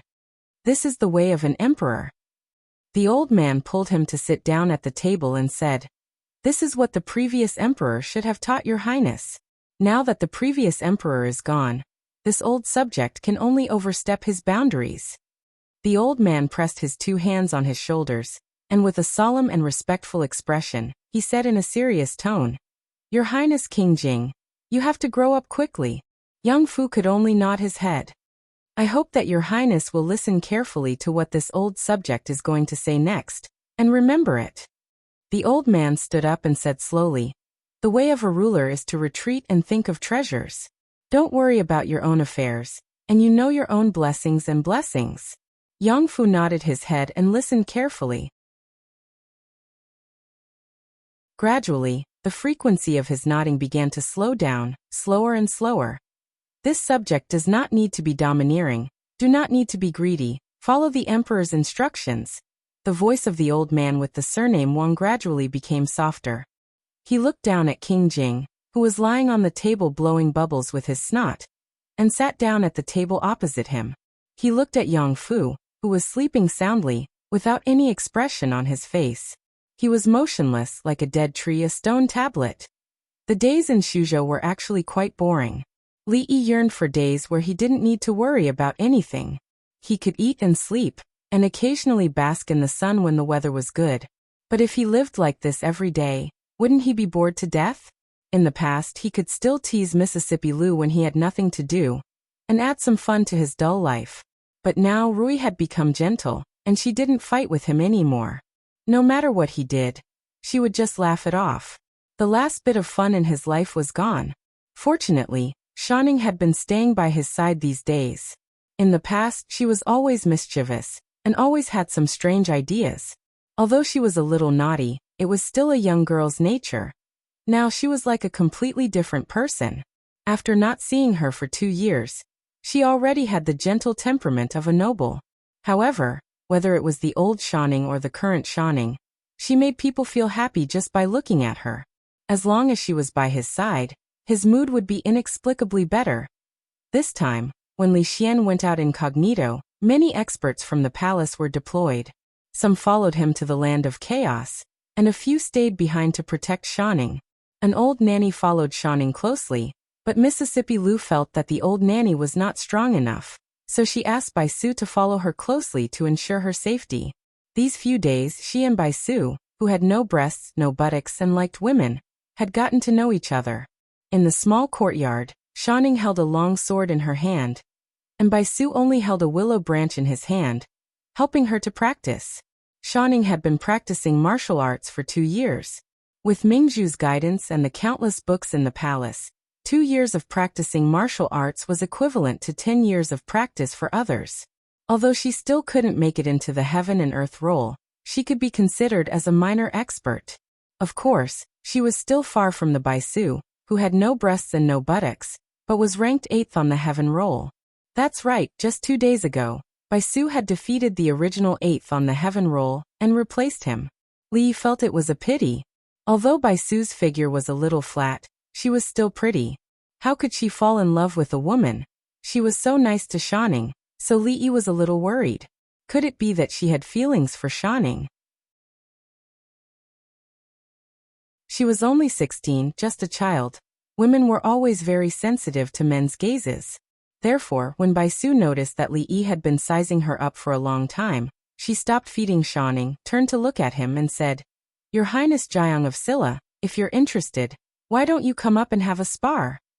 Li Yi shook his head without hesitation. There was no need for a spar. With Baisu, his image as an idol had long collapsed. She just wanted to take revenge on him for patting her chest and stealing her woman. Baisu glanced at him with disdain, walked forward, picked up the teapot, and gulped down a few mouthfuls. Li Yi watched her put down the teapot and thought to himself that an expert was indeed an expert. Even drinking tea so boldly, he thought about it and asked curiously, "Miss Bai, you're not young anymore. Haven't you thought of finding someone to start a family with?" Thinking of this, Baisu's heart was a little angry again, and she glared at him. Li Yi sat a little further away and said, "Don't look at me like that, we're not suitable." Baisu clenched her fists, and her chest rose and fell a few times. Suddenly she smiled and asked, "In the Jiang of Silla family, does anyone use lily-flavored perfume?" "No." Li Yi shook his head. Ever since Zue Mo got pregnant, no one in the residence, from the master to the servant girls, used perfume. Baisu suddenly walked forward and gave him a gentle hug. With a smile on her face, she said softly, "Thank you for your concern, Your Highness Jiang of Silla. I will consider what you said carefully." Li Yi was stunned. He just said it casually just now. He didn't expect Baisu to really consider it. He suddenly felt a little guilty in his heart. From now on in this world, he was afraid that there would be another man who would suffer. Then he seemed to think of something and looked at her and asked, "What did you say just now? What lily-flavored perfume?" "Nothing, just casually asking." Baisu smiled, walked into the courtyard and said to Shanning, "Let's continue." Inexplicable. Li Yi shook his head, stood up, and walked into the courtyard inside. Zue Mo should be giving birth in a few days. Rui, Ruaching, Yangliaking, and third Miss Chun were all in the courtyard. "Stop." He walked over and said a few words. When he was about to walk back to the study, he was stopped by Rui. Rui walked over and walked to his side. She frowned and murmured, "Lily-flavored perfume." Li Yi was stunned. When he raised his head, he saw 5 pairs of eyes in front of him looking over. "You're tuning in to the Li Mei's Sword of Destiny YouTube channel. We're so grateful for your support, and don't forget to subscribe to join us on this incredible journey through captivating stories. Your generosity through donations truly makes a world of difference, as it's the primary source of revenue that allows me to expand and enhance this channel for you. Thank you from the bottom of my heart for being a part of this adventure.